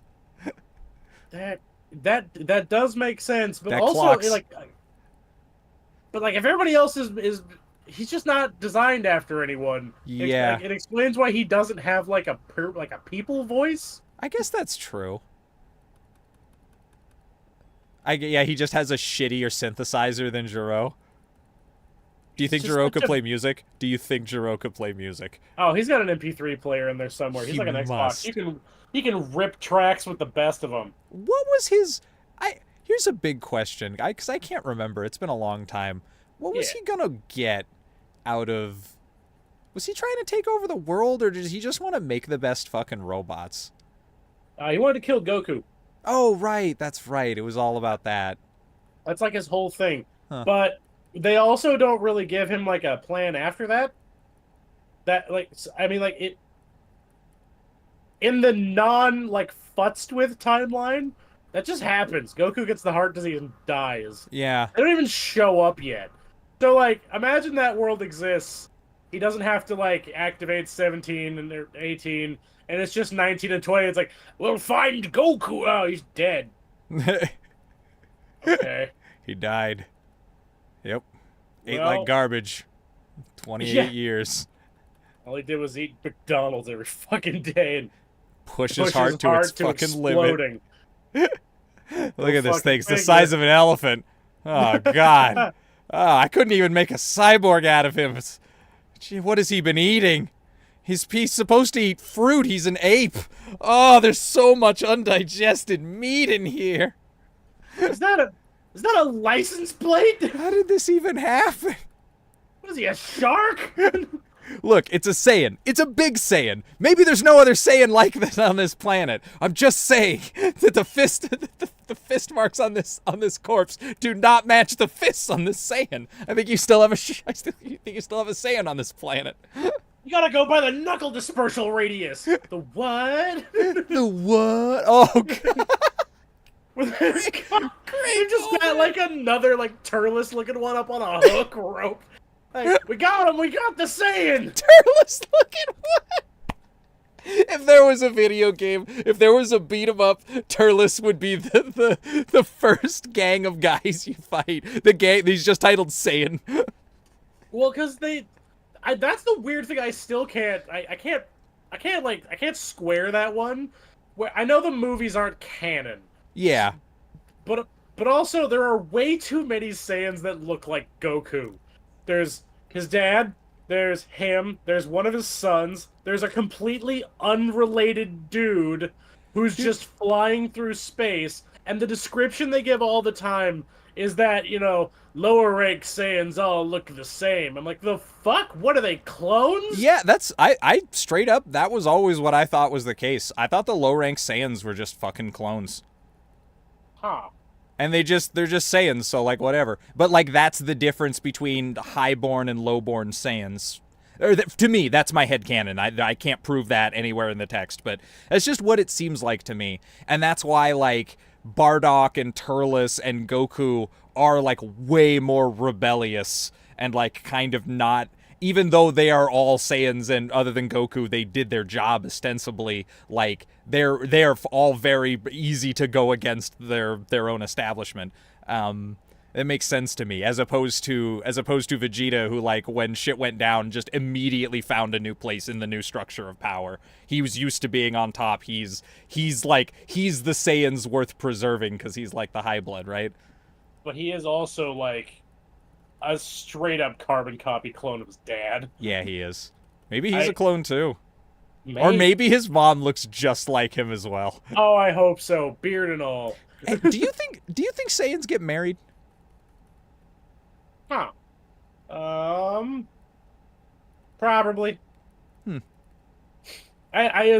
So my reasoning is finicky, and it's just because the creator comes from a very traditionalist background. That's like, true.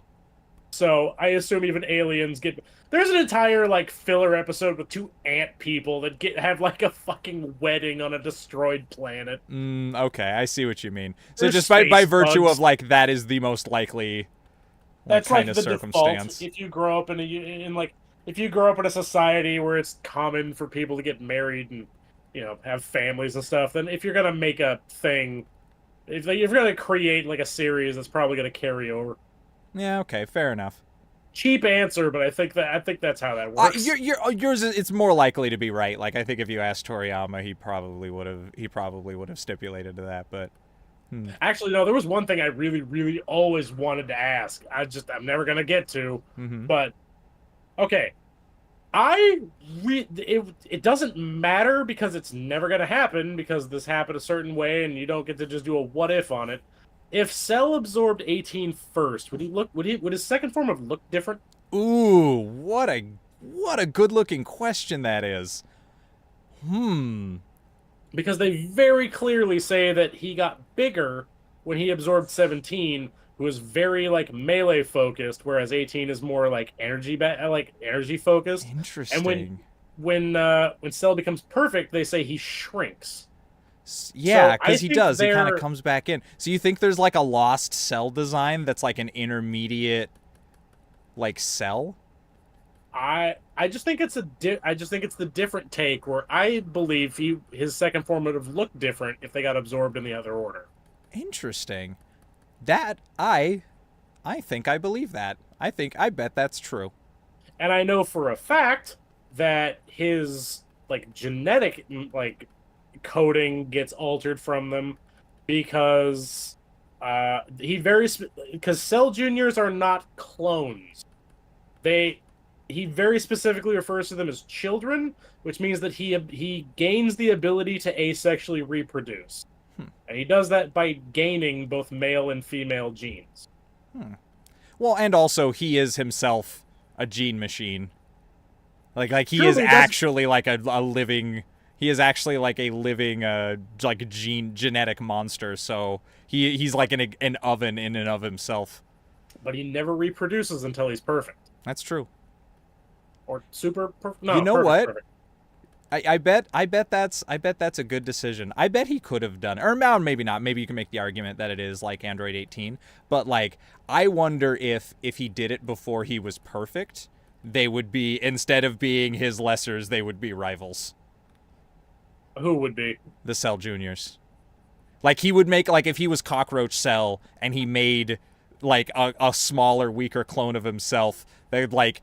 I don't think there's a natural hierarchy there, but just by nature of being Perfect Cell, of being like the final creature, he just is in control of the situation now. They're supposedly equal strength. They're now that's small. interesting. They don't give hard numbers, but his exact quote is, "Just because they're small, don't think they're weak. They are my children." And then they also show that the only ones that can put up a fight are the same ones that were putting up a semi-decent fight with Cell. So they are, like, on equal terms. Fascinating. I don't. It's like this one little picadillo of a question has stuck in my head for so long that I've researched it like way too much. And yeah, it just I've sat around on this way too long, where I'm just kind of like, I wonder if it was the other way around, if that would have been different. That's interesting. Yeah, I can't think. I don't. I'm wondering if there's anything I would have asked, and I actually don't know if there is. I guess if from what I've read of him, he's very like self-aware of his own process. I guess maybe as like a joke, I might have just been like, "Does everybody turn blonde later because you're tired of inking in hair?" That's supposedly the reason why a lot of characters become Super Saiyans, because they got really fucking tired of inking hair. That is a time saver.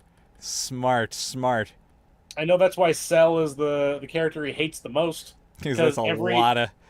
Every frame he had to draw little fucking spots and splotches on him. Yep. Yeah, that had to have been miserable. I think that was about the time he got an assistant, where he's just like, "All right, I'm gonna draw the guy, and you put the dots on him. You make it work with You the dot dots 'em and up." such. You give him the bugness. Because I think what was it that after right after the Cell saga, that's where I know that's definitely where he had an assistant start helping him do line work. Mm-hmm. That makes Because sense. you can see the all the frames get way sharper and more angular, Mm-hmm. which I'm not gonna say they get kind of rushed, but some of them start looking a little in betweeny. Okay. Have you ever gone back and read the colorized version of the series that he put out?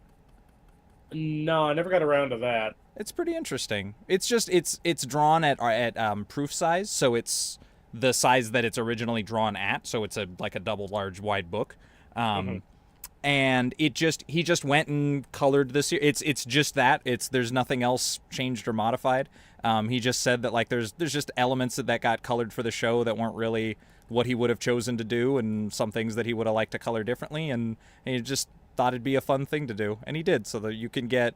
I believe they finished the whole series, and there's like little things that are different that are strange, like the fucking special beam cannon being yellow.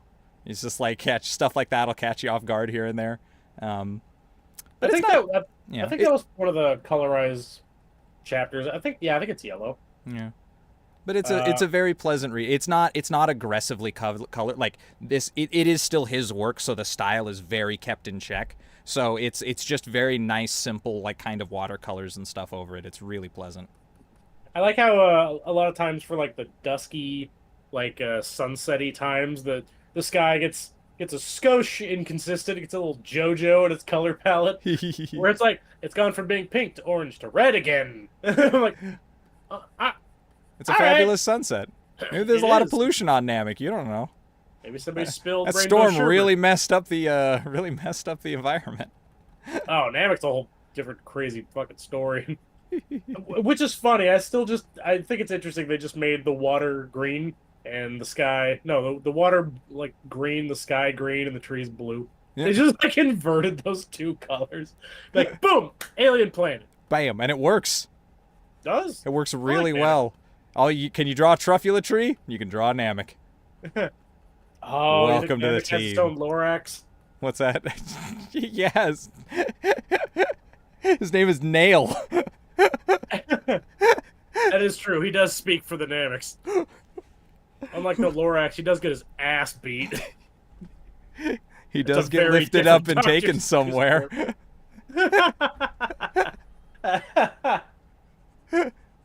So unless a Namekian like you cares a whole awful lot, Frieza's not getting stopped. He's just not. Now, if you'll excuse me, I don't mean any harm. I'll be sitting over here while I regenerate my arm.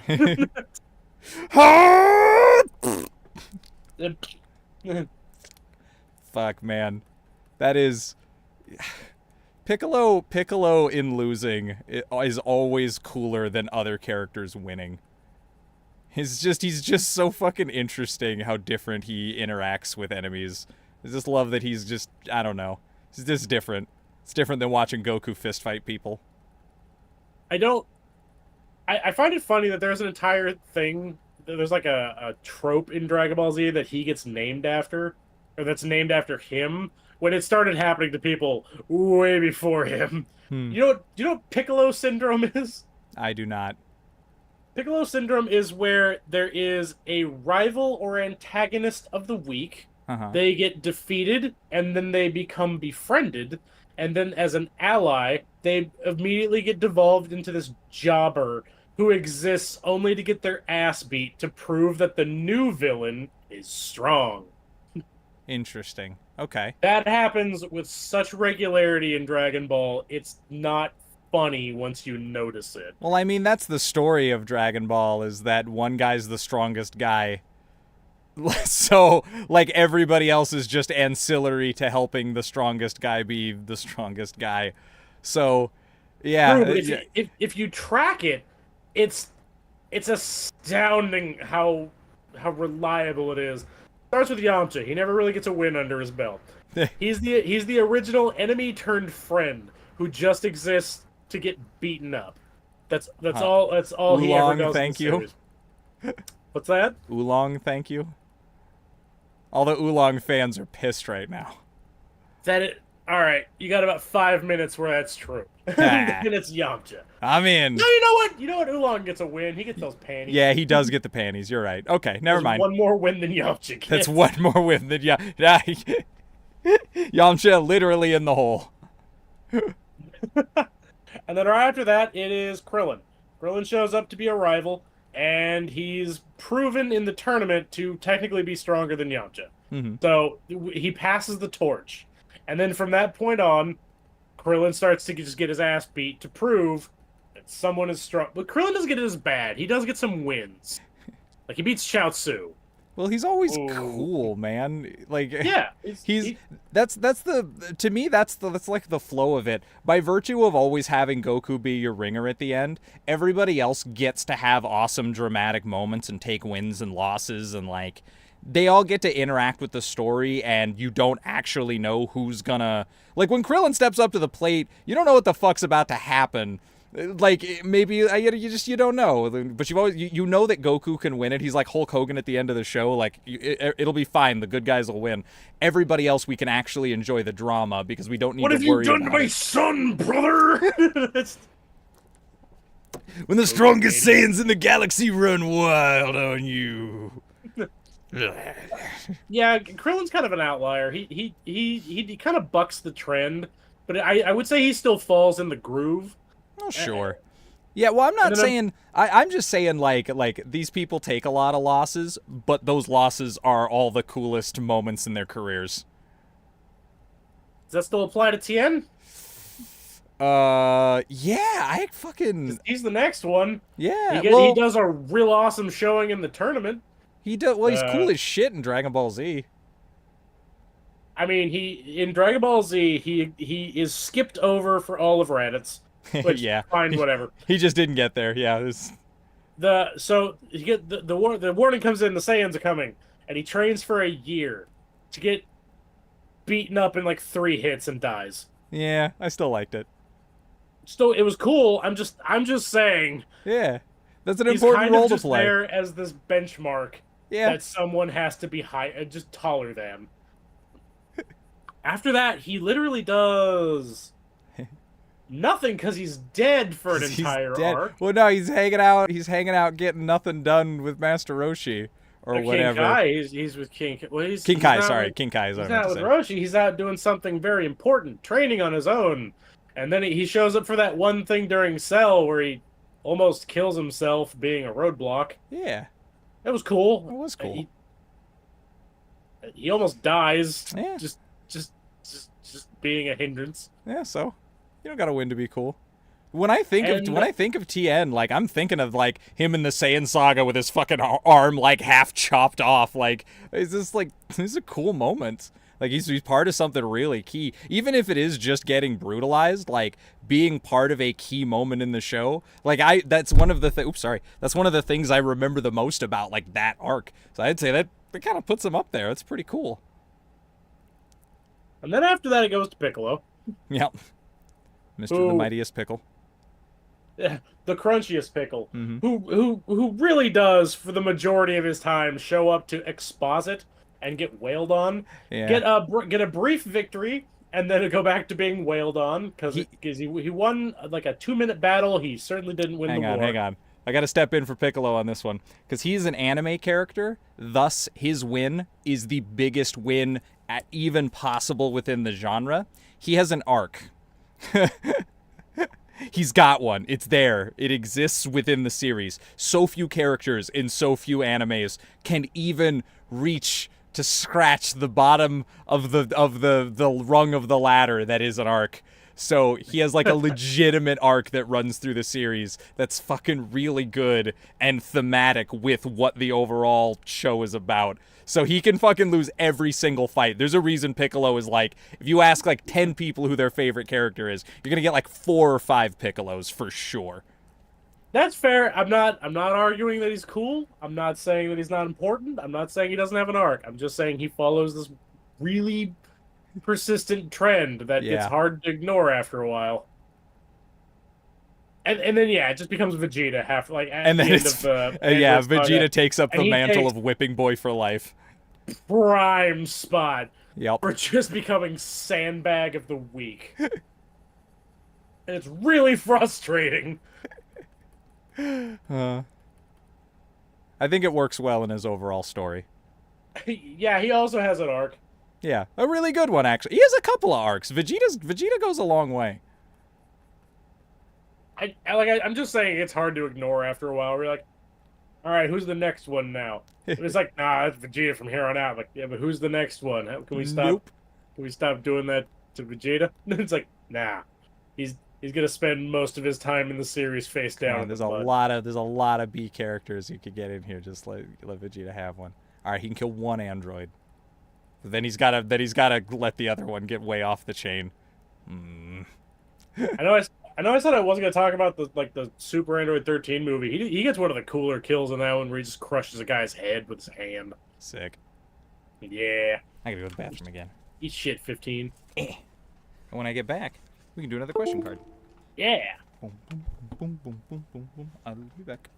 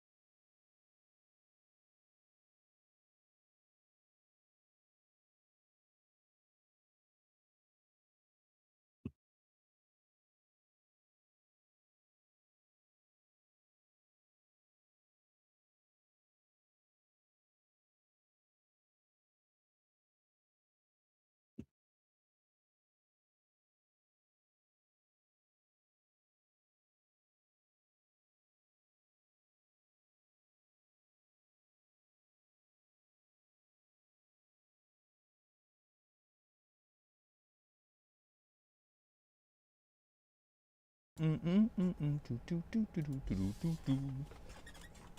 wasn't doing anything. Yeah. I hope not. Nothing entertaining, I hope. Yeah, no. You've been here. You know the gist. Oh, man. Fucking dude, life is good. I've been playing my xylophone a bunch lately, and I've been getting really into it. And then I was like, fuck, I really want to play a keyboard. And then last night Corey was like, I have a keyboard right here. Would you like to play it? So I've got a keyboard to fuck around with, and it's an old beast. It looks like it's from the time before computers were black. It's yellow and beautiful and super mechanical sounding. Oh, nice. The old. You got yourself a Blarpy Casio. It's beautiful. Oh, and the switches. I don't know if you can hear it. Hard VCR clicks.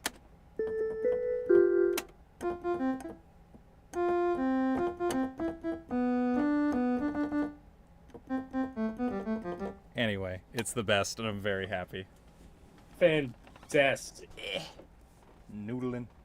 No. Noodling. All right. Well, would you like to roll another question? Oh, fantastic. You Yep. bet. Let me go ahead and. Go. Shot. Wait, Do it. same card, right? Sure. That's It's your choice. just easier. I would just say same card. It's easier. Okay. Well, then I only need a 50-50.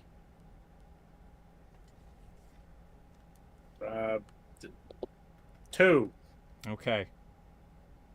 If you could delete one movie, what movie would it be? Just gone. It never was. If I could delete one movie. Mm-hmm. One film. Just remove it. Just remove it from the multiverse. I don't hate movies. I don't hate any movie that much. Let me really think. Interesting.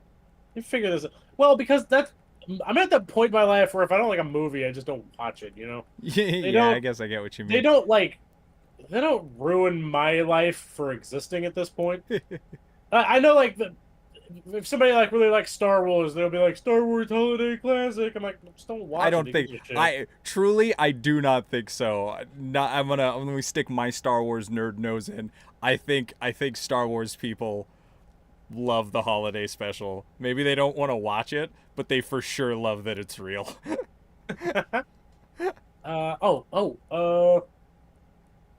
No, well, I know this is actually kind of a tough one. I'm racking my brain too. It must have seemed like I must have had an answer in my brain when I wrote it down. But it's like, yeah, there are some movies that I don't want to see again. Where I'm like, oh, that movie sucked. But I'm sure there's been films that are like, ooh, this franchise would have been so much better if you never were. I think I might actually have an answer. Ooh, but I'm listening. It's a strange one. Okay. Follow me on this. Mm-hmm. I'm in If the I was car. gonna delete one movie from existence, I think it would be Thomas the Tank Engine, Big World, Big Adventures. All right. I'm strapped in. Let's do it. Okay, break it down. Okay, so first things first, just an overview. What is Thomas and the Tank Engine, Big World, Big Adventures? That is a soft pilot reboot for a severe overhauling of the base source material of that franchise. Uh-huh. Where they were going to be like, all right, what we're going to do is we are going to axe a bunch of longtime staples in the series. Mm-hmm. So we're going to get rid of two characters that have been there since the very beginning, and we're just going to throw them away because nobody likes them anymore, I guess. Uh-huh. But not true. For sure, Everybody's pissed about that for starters. Uh-huh. Oh, I hated them, so. Oh, good. I'm glad. You know. I'm glad you got just your to say, way. yeah, out of I this. did. I lobbied really hard. Fuck them, is what I said. These Thomas the Tank Engine. Anyway, continue. I'm listening. It canceled the current run of seasons that were being put out right when they got a good writing team back in the swing of things to recapture the original book quality, or if not recapture the quality of the actual writing, getting very close to it. Okay. And after making this change, it was decided that they were going to split the seasons going forward into weirdly like I'm trying to think of how to put it. They feel like this is gonna sound weird, but they feel non-canonical when the series does in fact have a very strict canon timeline. Mm-hmm. So it severely hindered every aspect of the show to the point where it actually just got completely canceled. Interesting. And What now, if you change take, was so important as to require a revamp? Like, what was the thing that they thought needed fixing within the show? Mattel thought it was getting really hard to make new toys. Interesting. So that would be like if instead of because He-Man is made to sell toys. For sure. That would be like if instead of having like all the reoccurring characters and villains that everybody liked, they just wiped the slate clean every day and had He-Man just go on some bumblefuck adventure where he walked outside and just ran into a family that can't seem to get all the cookies in their cookie jar. Okay. And now he's got to, have a long conversation with each of the kids about, well, we need to go ahead and put the cookies back in because I we're not see going what to eat. you mean. Okay. Yeah. So instead of interacting with characters we recognize, we're just presenting and explaining a problem and then explaining the solution. It's like the most banal of children's media. Yeah, but then on top of that, they're like shitty problems and solutions now. Oh, that sucks Whereas too. Well, like, before they had a little bit of little oomph to them, well, for sure. something to make a kid think about without being just having a stupid fucking baby show message tamped down their throat. Yeah. At the very least, having like establishing basic characters and like that kind of consistency.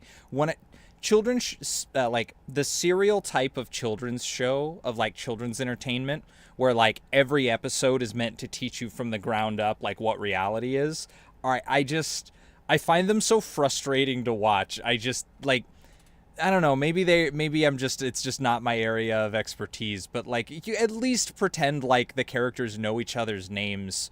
Don't reintroduce yourself every time you speak because then I just feel like you're weird robot people and like that's I just see like your job is to educate children on just some basic morals and principles, but you talk like a strange person. Hello, Benjamin from Overlord Arcade. How are you and your channel where you have an arcade? I think I don't. I am doing super yay good, Val from the art channel Automaton Arts, where you do art. Thank As you. an automaton, your art is arting today, very artfully. Yeah, super weird. Yeah. And then they ask like the audience a question. Yeah, which one of us is an artist? And then a really sweaty fan is like sitting there with his finger between the two of us. Like, Yeah, some 30-year-old fan is just sitting there going like, oh no, well, they're both it's loaded, man. It's loaded. Yeah. Then meanwhile, it's like some 4-year-old just going like, it's Val. He's like, no, you don't get it. You don't understand. You don't know the deep lore. You've only watched like 2 seasons. The fuck do you know?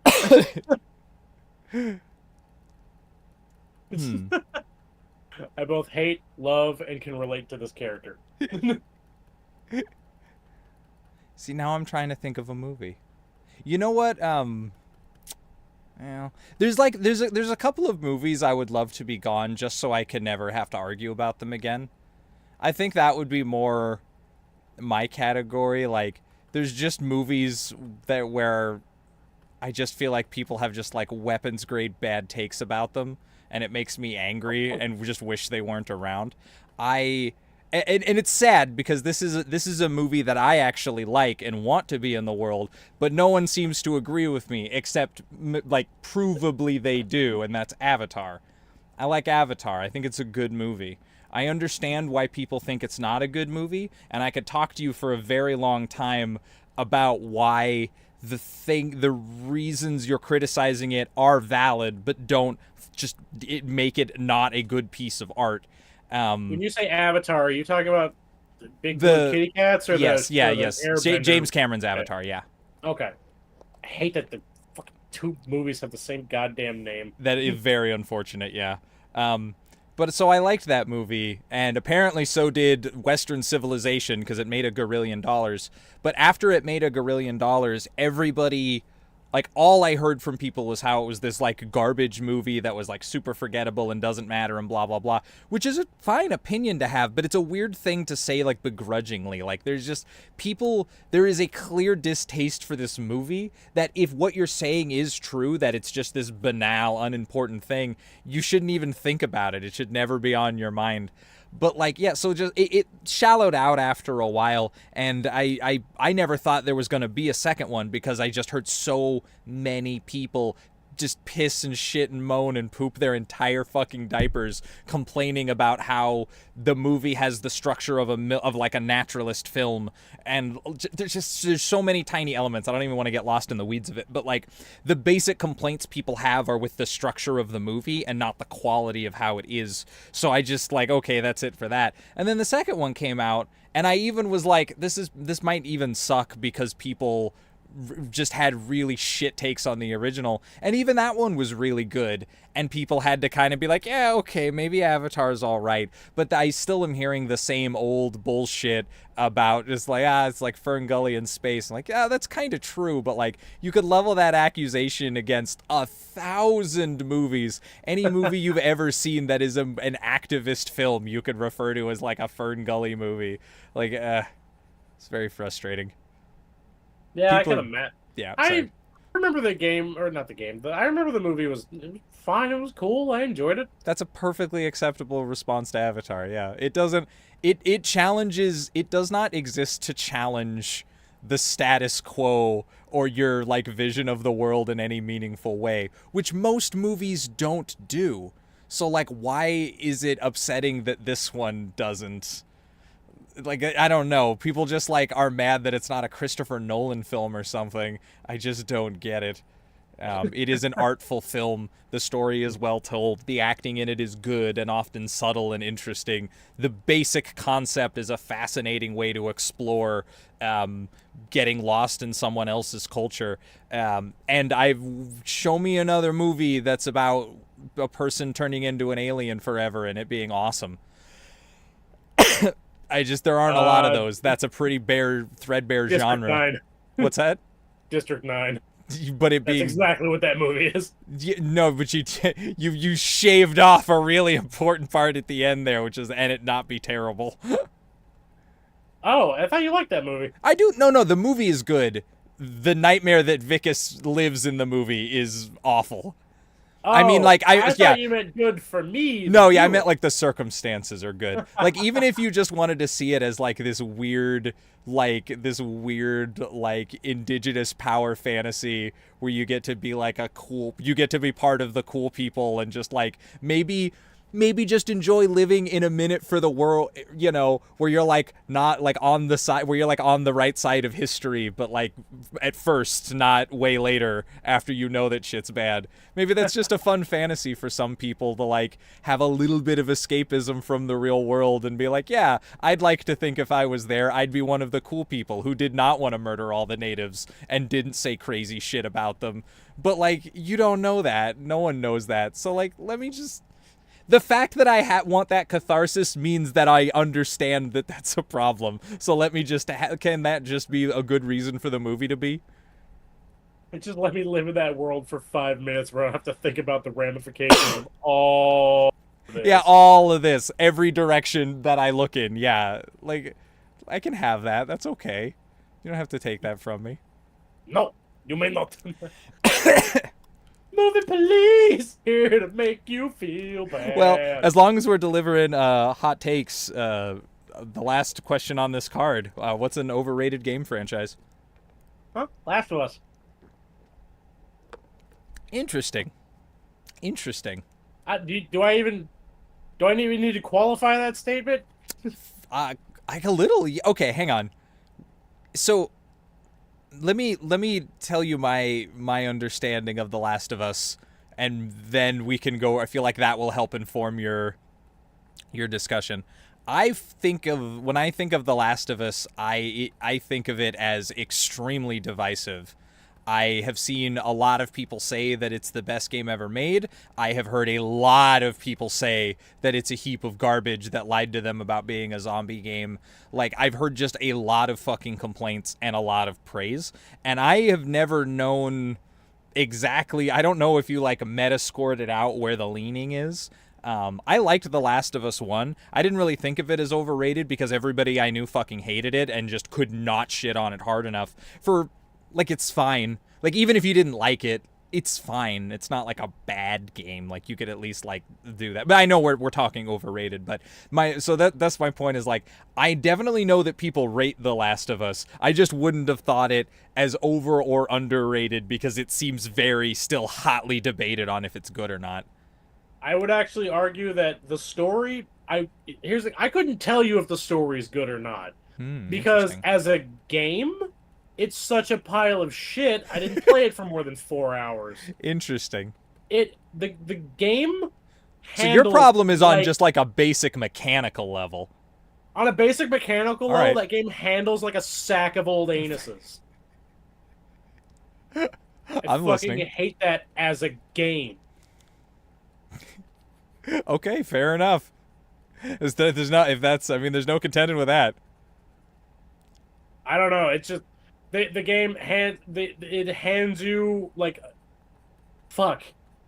It throws you into like melees where you don't get to decide who you're attacking, and you get these like flimsy ass baguette looking fucking dildos of metal that you have to whack at something 2 times and it breaks, and enemies can only be killed with them, but only certain ones because other ones can be punched. But much like Dynasty Warriors goddamn fucking 3 when Lu Bu is the only real threat and he just vanishes out of fucking existence, I seem to only be swatting at the dipshit fucking fodder enemies right up until my goddamn flimsy Pringle breaks. And then the only goes, "Oh, you can only kill me with that!"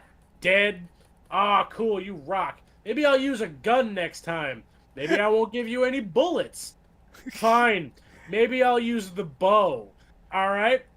Well, if you use the bow, you will have the accuracy of someone who's never shot a bow in their life. Meaning that your arrow is going to twang off into the distance, it's going to shoot dribbly out like sad cum, or it's going to fucking break in your hands.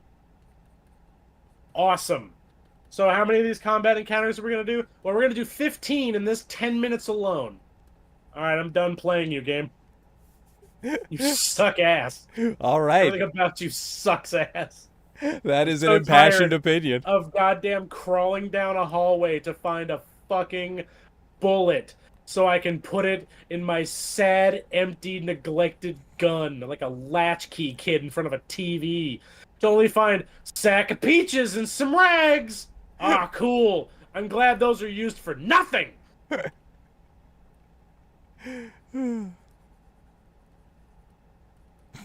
I couldn't tell you if the story is good. I Sack of couldn't get peaches. through the game. I didn't want to play it, and my anger and frustration at the game made me not even want to Google what the story was.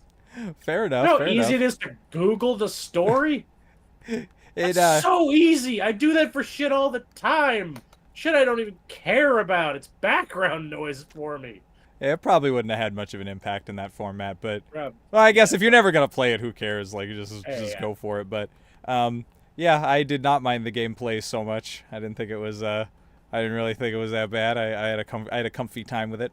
And I did really enjoy the story. That's the thing that made me want to play it originally. I was at a friend's house and they were in the middle of it, and there was just an outrageously long cutscene that is in an early chunk of the game. People who played it will know it, but I just was watching it and I was enthralled. I thought it was well directed. Like, I liked some of the camera cuts. I liked some of the like facial expression choices. Like, I thought that was really fascinating to see in a video game, and that made me want to play it. But then I ended up just becoming pretty enthralled with the plot. I liked it. And I really did enjoy the ending too. Like, yeah, it was a good one. It was a good one. I bet it's great. Yeah, I have no one to talk to about it because everybody fucking hates The Last of Us. It's funny So- that the pitch you just sold me on the cutscene is why I played Metal Gear games, and those handle good. Ish, depending on who you talk to. I got an easy answer. In my opinion, the most overrated game is Bayonetta. What are you people playing? What's going on? Are you playing? Do your hands not work? Are you blind? I'm just going all ad hominem. I have no interest in engaging with the creative, quote unquote, nature of Bayonetta. It's a fucking garbage game. Stop making excuses for it. We all played Devil May Cry on PS2. It's that but worse and dumber and badly voice acted and weirdly animated. Some of the gags are kind of funny, but it kind of seems like it wants to be in on the joke. It's like the Sharknado of video games where it like wants to be a bad video game. It's not very good. I think it's the wheelchair ramp version of Devil May Cry. It's the accessible version for anybody who just played DMC and was like, I can't do it. I always thought that was God of War. I don't know how guns work. I don't want to do this. I just want to press one button over and over. Oh, I have the perfect game for you, sir. Can you do triangle X? Ah, you can beat God of War. That's kind of God of War too. Yeah. But like Bayonetta is like, it's the sightseeing tour of Devil May Cry. It's the game where you go through it. You can just one button that entire game. You could just light attack for hours, and you're probably gonna be fine. If you get hit, it doesn't do a super bad grip of damage. If you're in a boss fight and you get a health bar down and it has like 6, you can just get one down and die and come back, and it'll have one less. It's just a very casual run through. That's probably where its appeal comes in. Maybe. Well, no, its appeal comes in from fucking ant titties and sure, but I actually don't care about that. Doesn't bother me. I know you can be if you want to be unabashed fan service, go fucking nuts. I take no issue with that. For me, it's like I think the example I gave was it's in on the joke. It's not a so bad it's good game. It's a game that wants to be a so bad it's good game. Like it's constantly like, I feel like it's constantly winking at its own genre. Like it wants to be part of the fun with me, and I don't want it to sit on my couch. Yeah, probably. I don't know. I when I played it, I had fun with it. I've never played the other two. I played the first one all the way through. I got like F ranks on everything because it doesn't handle great. But I was kind of just interested to see what the boss was going to be after every level. Most of the time, it didn't disappoint me. I was like, I wouldn't have guessed that. Yeah, that's kind of neat. Yeah, I like some of the spectacle of the boss fights. I think that's a cool. I'll give it a star for that. There was a lot of creativity on display there. That was the main engine driving me through that game. I just wanted to see what the next boss was going to be. Oh, that's pretty cool. It's a good motivation. That's a game doing something right. I don't appreciate it, but clearly there's something there. There you go. That's funny. Both of us like the other one's worst game. I had a feeling. I don't know. It's weird. When Bayonetta was young, I feel like nobody disagreed with me about that one. This one I can't prove. This is like a tinfoil hat thing. I just feel like I was not alone on that back in the day, and just over time, Bayonetta is cemented as this cult classic, and I just have had to hear more and more about it. Oh, I would never call it a cult classic. I don't. For me, I think the term classic gets thrown around too much. I think for something to be a classic, it has to have, its franchise has to have weathered lows, and it has to be a high mark in a sea of fluctuating quality. You know what I mean? Yeah.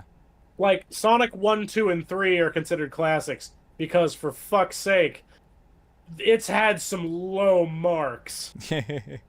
Well, and there was actually nothing like it yet. There were things that were similar. There were things that were itching around to it, but Sonic brought it all together, and everyone could play it. Yeah. That's all the ingredients. Which is interesting because I feel like Mario has that varying scale of quality, but nobody ever everybody gives it a pass. I don't know. I'm not really a Mario scholar beyond the classics. Up through my Mario knowledge ends basically at Mario Galaxy 1. That's as far in as I've been. that's like more than halfway through the lifespan of the series. Okay, well, I would say pretty much every. I think every mainline game in the franchise up to that point's pretty solid. Like I can't speak to just like oddball side games and things, but No, we're like not talking about like Mario was missing the Luigi yeah. adventure where you learn about Brooklyn from Peach in a fucking toll booth. Yeah. But as far as the basics go, like Mario Classic, I mean even Mario 2 is fine. Mario 3, kind of the real successor, pretty fucking good. Super Mario World, I think it is truly deserving of the term classic, but I'm hugely nostalgic for it, so I'm very biased on that one. Um, Mario 64, I think we can agree has a it, like is a space in our culture. Like Mario 64 is like a point in time for us. Um, Oh I man, I yeah, I wouldn't call Mario Sunshine a classic. It is amazing, but I I think Sunshine's a classic. I don't think it I doesn't don't. deserve it. I think that it is similar enough to Mario. Yeah, you know what? Maybe I think an argument could be made that it is an iterative improvement of Mario 64. But I have like a definitive case study. My roommate went from playing Sunshine to 64 directly after, uh huh. and immediately their question to me was, "Did Mario 64 always handle like shit?" I'm just I like, mean, yeah, Mario Sunshine is polished, polished. that It's is. so good. I haven't played Galaxy, but based on what I have done things in Sunshine that I do not believe I was intended to do, just because I can make the platforming handle as crispy as I can. It's actually amazing. It's one of those games, the rarest, quality for a game to have, the sweetest peach, is to be just fun to move around. So few games do it. It's very very rare. But anytime you can make a game where just the basic mechanics are so satisfying to play, you've got a fucking winner. Well, yeah, because it's platforming in like its most boiled down sense. Yeah. Here's level geometry. Go get the shiny thing over there.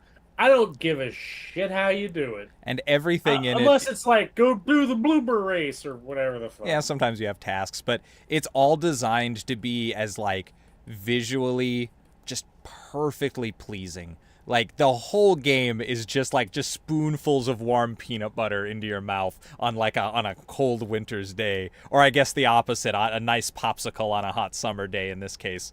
Um, it's pleasing to the eye. The GameCube controller, and it's like you use the R buttons a lot, and they're really satisfying. Like the GameCube controller, I think is very satisfying to use. It's real rattly, and it's got like these strange grooves and like clicks in the triggers. So like it's this very pleasing, almost childlike like fidget toy thing, but it expertly controls a very satisfying game to play. It does just work on a lot of levels. It engages you just head to toe. It's great. Speaking of the controller, though, I wish Nintendo knew how to make a joystick. They're very strange.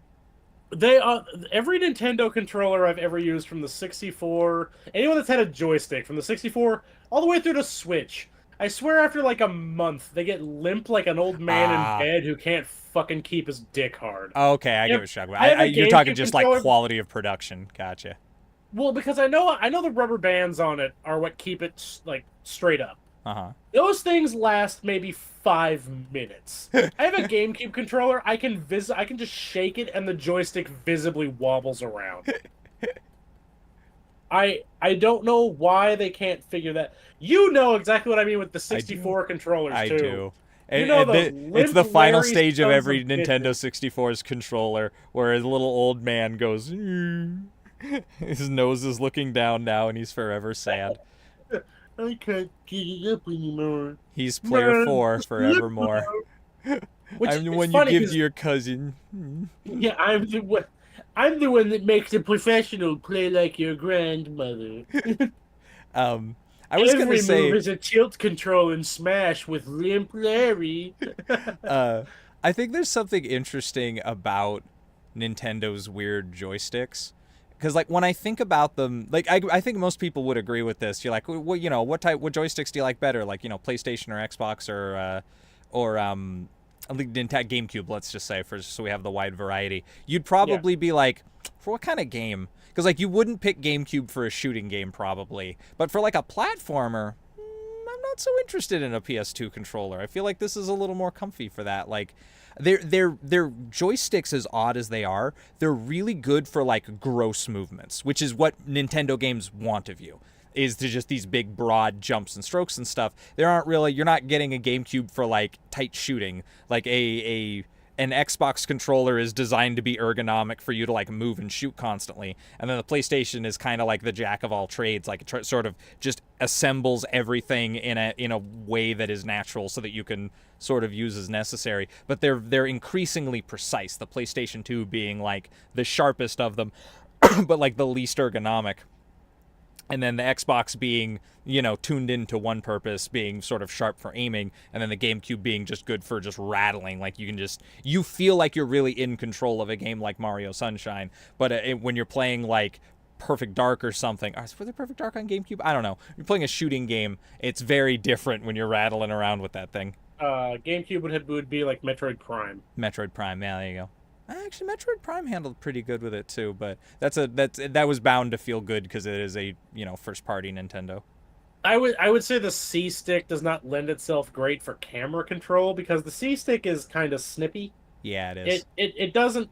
Ironically, where the GameCube directional joystick flops again like a flaccid penis, the C stick, I swear I could cut diamonds with that half the time. I could like flick that and it could break something. Absolutely, it is always cold in GameCube land.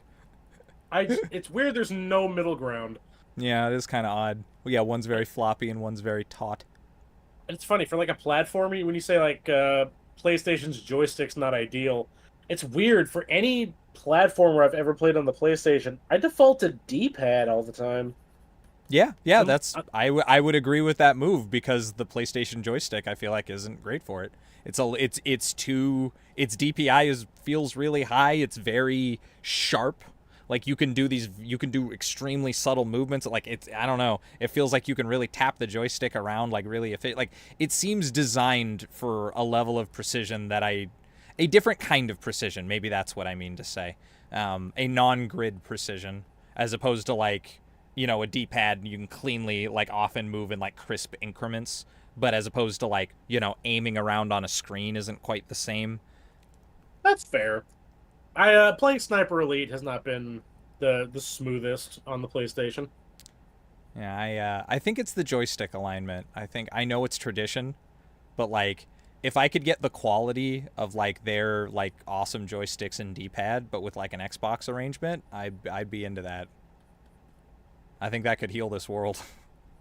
I just know that I've never found a better D-pad than PlayStation controllers have. Yeah. I could do surgery with a D-pad on a PlayStation controller. Oh, that's what I'm saying. Imagine an Xbox controller, but made with the joysticks and D-pad and buttons of a PlayStation controller. Pretty good. I don't know. I never feel like with the Xbox controllers, I have like true north on a joystick. Really? It never feels like up is up. Up is always up with a tilt or a slant. Interesting. Yeah. Oh, I never thought about it like that. Because the movement one is high on the controller and the camera one is low on the controller. So I don't hold them straight. You know what I mean? Uh-huh. Like you said, like with Sony stuff, it's very geometric and grid based. I never don't hold like a Sony controller straight. I always know that up on a joystick is going to be up on a joystick. Huh. Unless, of course, I really need it to be up on a joystick, and then that's just joysticks. Where something that's going to go, did you mean up left? I think you meant up right. I didn't. You're doing Z inputs, right? No. Just go forward, you bastard. Just go. Just get. I need to get save. I just want this to be over. I don't want to do that again. What I would really love for controllers to just get the fuck rid of is depressing the thumbstick as a button. that can eat a dick. I don't know why in the heat of gameplay that would ever come up as being a good idea. I don't mind the clicking the thumbstick What I don't like is the button in the center of the controller that's just fucking nukes the world and stops the game and mega pauses you to a menu. I hate it. I hit it all the time on accident. Drives me crazy. I hold would it. be I great hold a if every controller like an controller didn't ape. have to- It's. I understand that it's a skill issue, but I just don't like it. And the PlayStation 1 is fucking double wide and double deep. It's so fucking big. Hate it. Are we talking about the 4 or the 5? I don't know the 5 controller, so the 4 must be. I don't either. The PS5 controller looks like a piece of dental surgery equipment to me. I don't know why. It's something about the PS5 controller just feels off. It feels like a cat dressed like a dog in a room full of huskies. Something Interesting. about I don't know. Even the 4 controller is like different from all the other ones, which I guess good on you. Fine, whatever. The 4 controller's got some heft to it, though. I feel Yeah. like I could bludgeon a guy. It's with a it's PS4 beefy. I'm a controller. fan of that. Probably why they're $75 still. Yeah, it might be related. I don't know why people would want a light controller. It makes no sense to me. Like I'm sure there's reasons, and I'm sure those reasons make sense. But on just a primal level, I just what do you want? Get nice, heavy, sturdy in your hands. I bet people who never broke controllers when they were kids love light controllers. I wouldn't know. Me either. Me either. But I bet that Venn diagram is tight as butt cheeks. Tight as a button. Tight You know, as button. it's that's weird in my mind because of how I grew up playing games. I can't imagine just being in a game, getting real heated at it, getting mad, and just go like, you know what? I should probably stop. I should just put this down because I'm angry. I never got to that point. I just went, you fucking game, you piece of shit. I'm not stupid, you. Uh, And it's funny because I can go into my own brain and I know my rationale for every time I broke a controller. I know you- why I did it. You got the doctor spin just waiting. No, it's not spin. It's not healthy. I didn't do it for a good reason. But in Okay. my brain, that was how I made the game unplayable, so it couldn't make me angry anymore. If I see. broke the controller, I can't go back. Fascinating. Now, that's a really Fascinating. expensive way to deal with a not problem. But it does work. Yeah, yeah, and but as an adult, I really hate it because I can't. I haven't broken a controller since trying to redo the time trials on Crash Team Racing. Those are the days. You shut your whore mouth. Those were the days, my friend. We thought they'd never end. Wow, I remember there was a lot of property damage that night. There was a broken PS4 controller. Mhm. There was the back of an office chair being split open. Probably and the one your ass is still in. Yeah, the bucking bucking Bronco. Bronco? It's like this for a reason. And a cane as well, if I recall. Yeah, there was a wooden cane that got smashed over the chair and broken in half. I was toasty. You were pretty a toasty that night. warm lad. Spicy that night. In I fairness, haven't it broken was one summer. since. Yeah, Well, that's good. That's a good time to be like, let's turn this ship around. Yeah, you know that's a good point to go. Controllers are getting expensive. Yeah. I can't afford a new one if I want my console to work. I remember many years ago. I have no idea. I don't even remember how old I was, but I was still kind of. I feel like I was in like my early 20s. I remember playing a game. It was Chivalry. I was playing Chivalry, which was a very difficult game to play for me. That I played a bunch. Anyway, I was really frustrated at it. They did a big fucking update that like overhauled the way the whole game went, and it was a game that used a lot of really intricate timing. And I just suddenly couldn't play like at all, and it drove me fucking absolutely batshit bananas bonkers because I'd put a bunch of hours into getting really good at the game, and then all the timings fucking changed, and I couldn't do anything all of a sudden, and I felt fucking useless, and so I was just super angry. and just something happened, and I just pounded my fucking fist on my desk. I just gave it like a quick like, "Ah, you motherfucker," and it hurt really badly. I just like did it way harder than I thought I was gonna, and I just you did people damage, not property damage. yeah, the desk was fine, but I just really fucking hurt my hand badly, and I of course, like, as soon as, I don't know if it's different for you, this is how it felt for me. Like, as soon as I grunted, before I even raised my arm, as soon as the decision was realized that I was gonna do this, I was like, what are you fucking doing, you moron? What is happening? How is this going to help you? What are you talking about? And then I, like, as I hit it, my hand fucking hurts. I'm like, great job, dummy. You get what you get. Who deserved that more than you right now, you fucking idiot? I was really hard on myself, but I deserved it. I was like, that's your goddamn working hand. What if you actually, like a moron, broke a fucking finger or like sprained your hand or something and actually fucked your stupid job up because you got angry at a video game? We're done with this. This shit's got to stop. Now if a game makes me angry, I just quietly Alt F4 it and walk away. I don't fuck around with that at all anymore. It's a good place to be. That was I got like an hour into Sifu, and I remember feeling the feeling controller breaky, and I just went, you know what? Maybe this isn't the game for me. Sometimes that's just how it is. You just like, this is too difficult. It's not happening on my end. That is all right. I've kind of gotten to that point now where I'm like, I don't know if games are good or bad anymore, but I know when they aren't made for me. Yeah, I get that. Whew, what an interesting dilemma.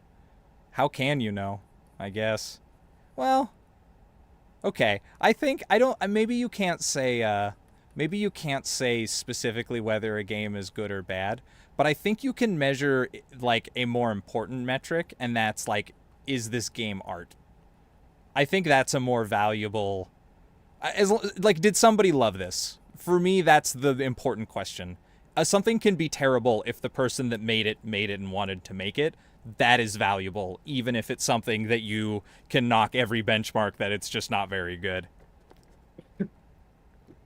That's interesting because my brain went to a game that I own, and I own a physical copy of it, and it's a pride on the shelf. Me's listening. Well, because when it comes to video games, I do have a soft spot for just putrid garbage. Uh-huh. I own a hard copy of Ride to Hell Retribution, and I have played that game. Oh, yeah. Have you played it? No, I've never sat down and played it myself. I'm told is it an experience that must be felt. I'm not even kidding when I say I think everybody needs to play it. I'm not saying that ironically, but I do think everyone needs to experience that game. Okay. So that when they bitch about stuff, they can remember that. They can remember, oh, so while this game kind of sucks, at least in the middle of like a combat section, the screen didn't snap to black like it was a disk read error, and then I was just in the middle of a driving segment with no context. At least when I watched a cutscene, it didn't go the entire length of the cutscene before the facial rendering kicked in. So it was a bunch of fucking scarecrows gesturing at each other like a PS1 game. So awkwardly, too. Everybody's hands, like, weirdly clamped. It's not quite open, not quite closed, like horrifying Lego men. It's a bizarrely fascinating game. It is very strange. The only reason I have not beaten it yet is because I can't get it to stop crashing. I got to a point where you were supposed to like kill X amount of enemies to open a door, and they would just keep infinitely spawning and the door didn't open. So I'm like, well, I don't know what to do here because I could reset it. But see, you got to get the game on Steam so you can get the patched version. No. What do you mean? You don't want to own a second copy? You're going to come up here on your soapbox and defend this game? You're not even going to buy it twice? No. I don't want that game patched. I want it pure. I want the Uncut, the I real want experience. launch Ride to Hell every time I put it in. That's something I kind of miss about just a landscape of physical only copies, where if you were going to make a patch, you had to fully recode it, reprint discs, reship, but you can't. You can request a recall, but you can't force people to get rid Yeah. of that original version. You know what I mean? They can hold Yeah, it it's still out there. somewhat at ransom. I miss that. I miss when if a game came out and it wasn't finished, you didn't get a free ride just by patching it later. Whomst is receiving of the free ride in this circumstance? The publisher for no, the developer for releasing like a 60% finished game. Fair enough, but I do feel like in a system where like you don't have a system of patches, then when that happens, you're just completely SOL. Like, Right. how many That's just garbage games did you buy on accident when you were a kid? I bought plenty, Right, but so I don't want that in the world anymore. but at the same time, that's what led me to gain faith in developers and lose faith in develop. Like that's what I mean. I don't. In my mind, I don't. You want a exist in world trust-based where, system like, back. yeah, I don't live in a world where like, look, Atlas is like 90% great, but the 10% that I have of Atlas games that are fucking garbage, I remember them. That's why I never go in blind. Yeah, you can patch your game later. I remember Baroque. I remember that game, Atlas. But like, I remember what if Atlas could atone for their sins? They can. They do on a regular basis, Okay. but I still remember Baroque. I'm just Well, doesn't that essentially solve the problem though? Is like you can be mad at them and then they have to fix it, and then you'll still remember the version of it that sucked, but the world will have a version of it that doesn't, as opposed to Baroque, which there will always only be the version that sucks. I guess I don't know. I just it that just feels like a world where you don't have like accountability for Um, just for absolutely skiing through the launch version where you're like, ah, fuck it, we'll fix it later. I suppose so, but I don't know. As like is your point that like there are more donkeys that come out these days than did back in the day? Is that the thrust of it? So like this change has given us more games that suck on release. Uh, AAA sucking on release, yeah, definitely. I was gonna say if you're gonna also include just the elbow deep wading through every like porn solitaire game on Steam. Oh, woof. Yeah, there's a lot of that. There's a lot of donkeys. I yeah. So proportionately, I wonder if that is in fact like what's the word? I don't know. I guess it's hard to have a scale of it, right? Because we're much more protected, not completely, but much more protected from just shit games hitting our eyes, for better or for worse. Um, things that people like will float to the top on Steam and whatever platform. Doesn't mean that they're better, but it means that like games that are actually unmitigated trash sink to like detritus to the bottom of the ocean, and you're very unlikely to run into them unless you're already digging around in those trenches.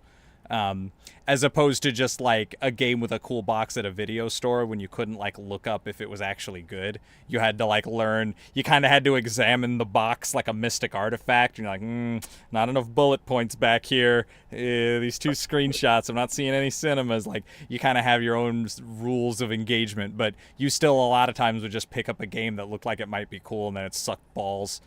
And I feel like you just games are more beholden to explain themselves before you buy them these days. Like on Steam, you need a couple of screenshots and a video for someone to buy your shit. So yeah, you have to lift the veil at least a little bit. So the scale's like really different, is my point. That We don't- is true. We don't know the impact.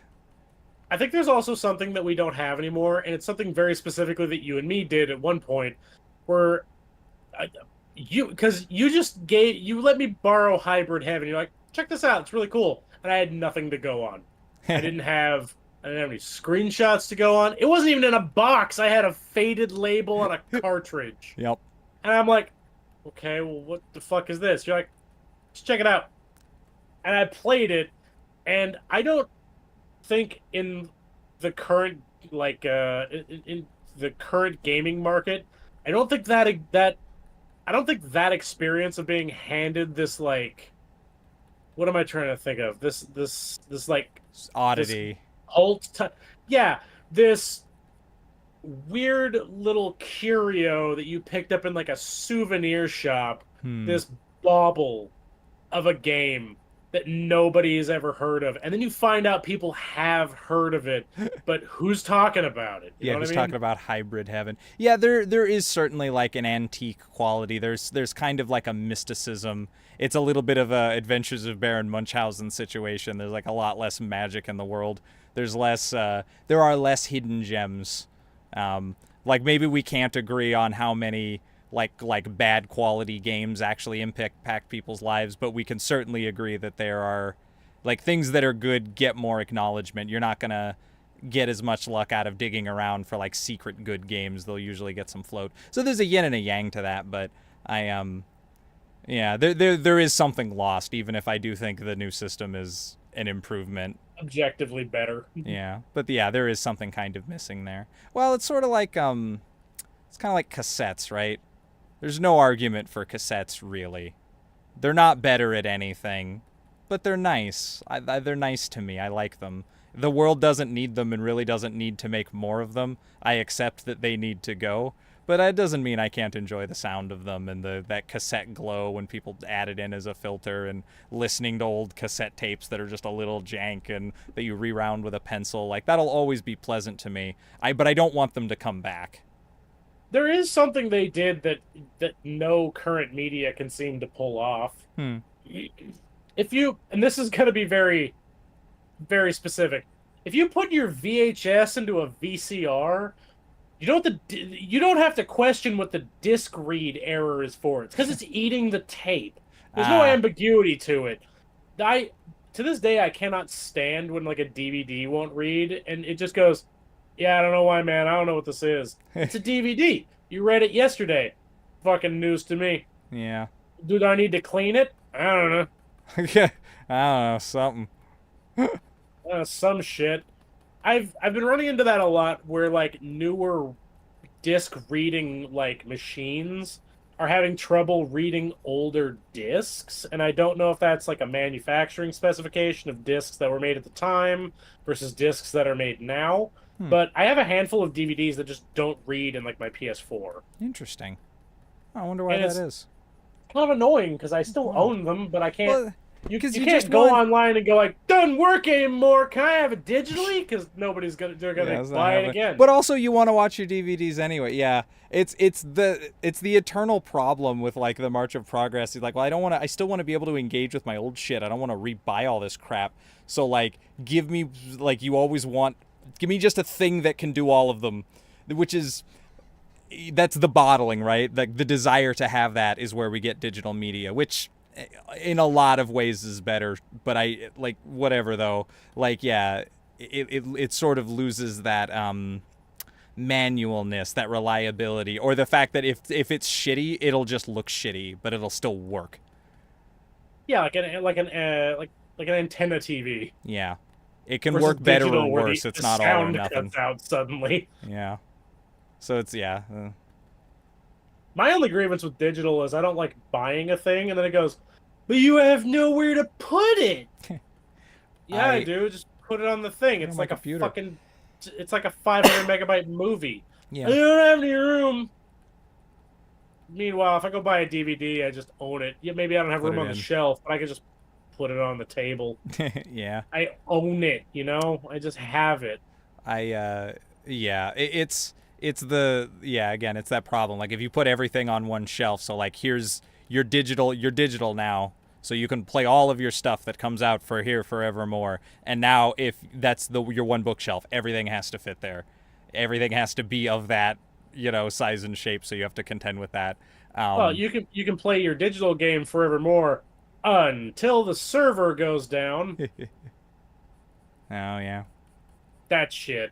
that is a bummer. That one really pisses me off to this day. If a I game, hate when I buy a game that's got like a bunch of content locked behind multiplayer shit and the servers are down. it's crazy to think that games would still do that. Like, it's such an obviously dumb thing to do. It is, and that takes me back to like gaming decades ago where that was never even close to a thing. There was You there would was just- just a generation where people believed that all important gaming was multiplayer, that like everybody was playing multiplayer all the fucking time just because like shooting game numbers were really high. But so many people still play games solo and will continue to do so till the end of time. That's why Call of Duty's always going to have a solo campaign that people bitch about. Yeah, that everyone hates. But like, yeah, I don't know. There's a thing I just miss where you would buy a fighting game and if there were characters to unlock, they were there. Just Dude, had to it was unlock already 'em. there. Didn't Yeah. have to. Yeah, I already bought the game. I have them. I just got to figure out how to get them. Yeah. And yeah, there's also just I miss. I liked that era where a game, if it had missteps, that was just how that game was. Like, if MK Deception, Darius has a ground pound move that's 3 frames and unblockable, and is a launcher. It's the most broken move I think in the history of Mortal Kombat. Mm-hmm. They can't get rid of that. That's just how Deception is. Yeah. But You like, know what I mean? well, You like. what I would ask is why is that a good thing? Like, what is good about that other than that it is fun to remember?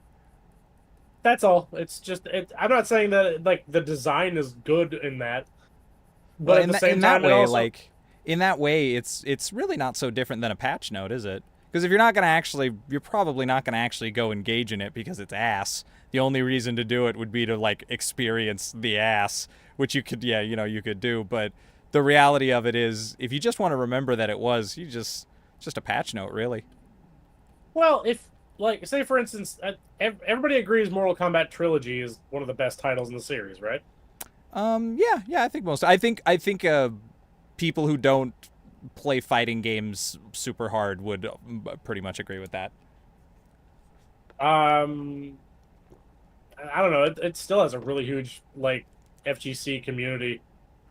Yeah, To I'm this sure it does. day. Every Mortal Kombat game does. I just like it's a fun game because it has like 100 characters in it, which is really sick. But if you're not like really, really, really good at the game or bad at the game, then there's just a bunch of characters that are super fucking crazy and moves that are so easy to do that you can just like it's a game like that as soon as you guys kind of know how to play, it's gonna suck balls until you're all really, really good because there's a bunch of janky shit in it. Because it's just here's all the characters of the game, like it's bound to be a little janky here and there, and that's we accept that for what it is, but Yeah, but in like that scenario, that Darius Tombstone drop move is the equivalent of just Motaro existing in that game. yeah. We all just agree that don't be a dick.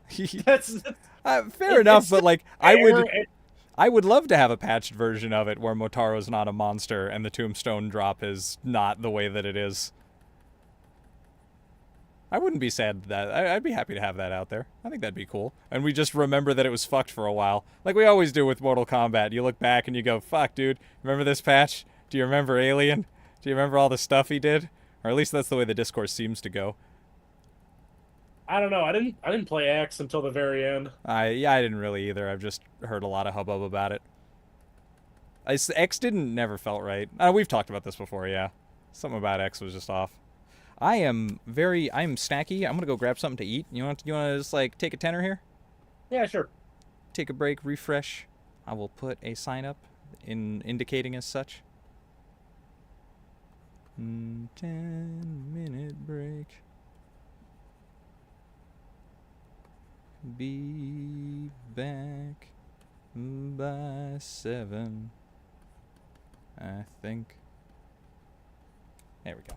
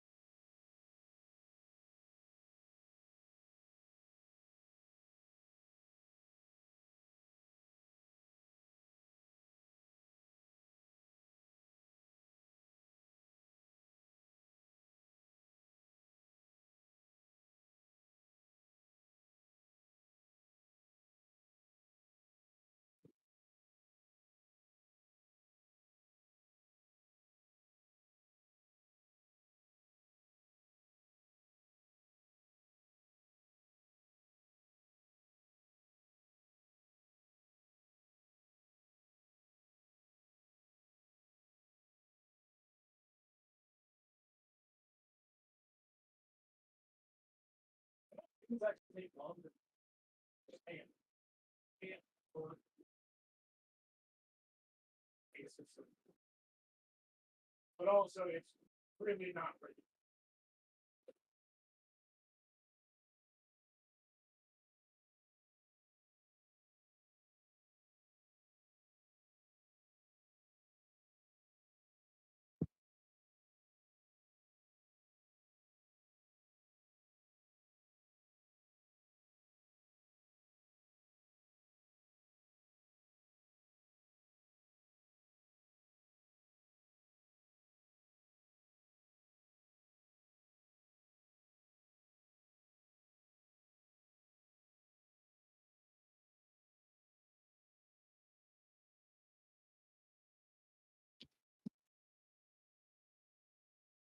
Yeah.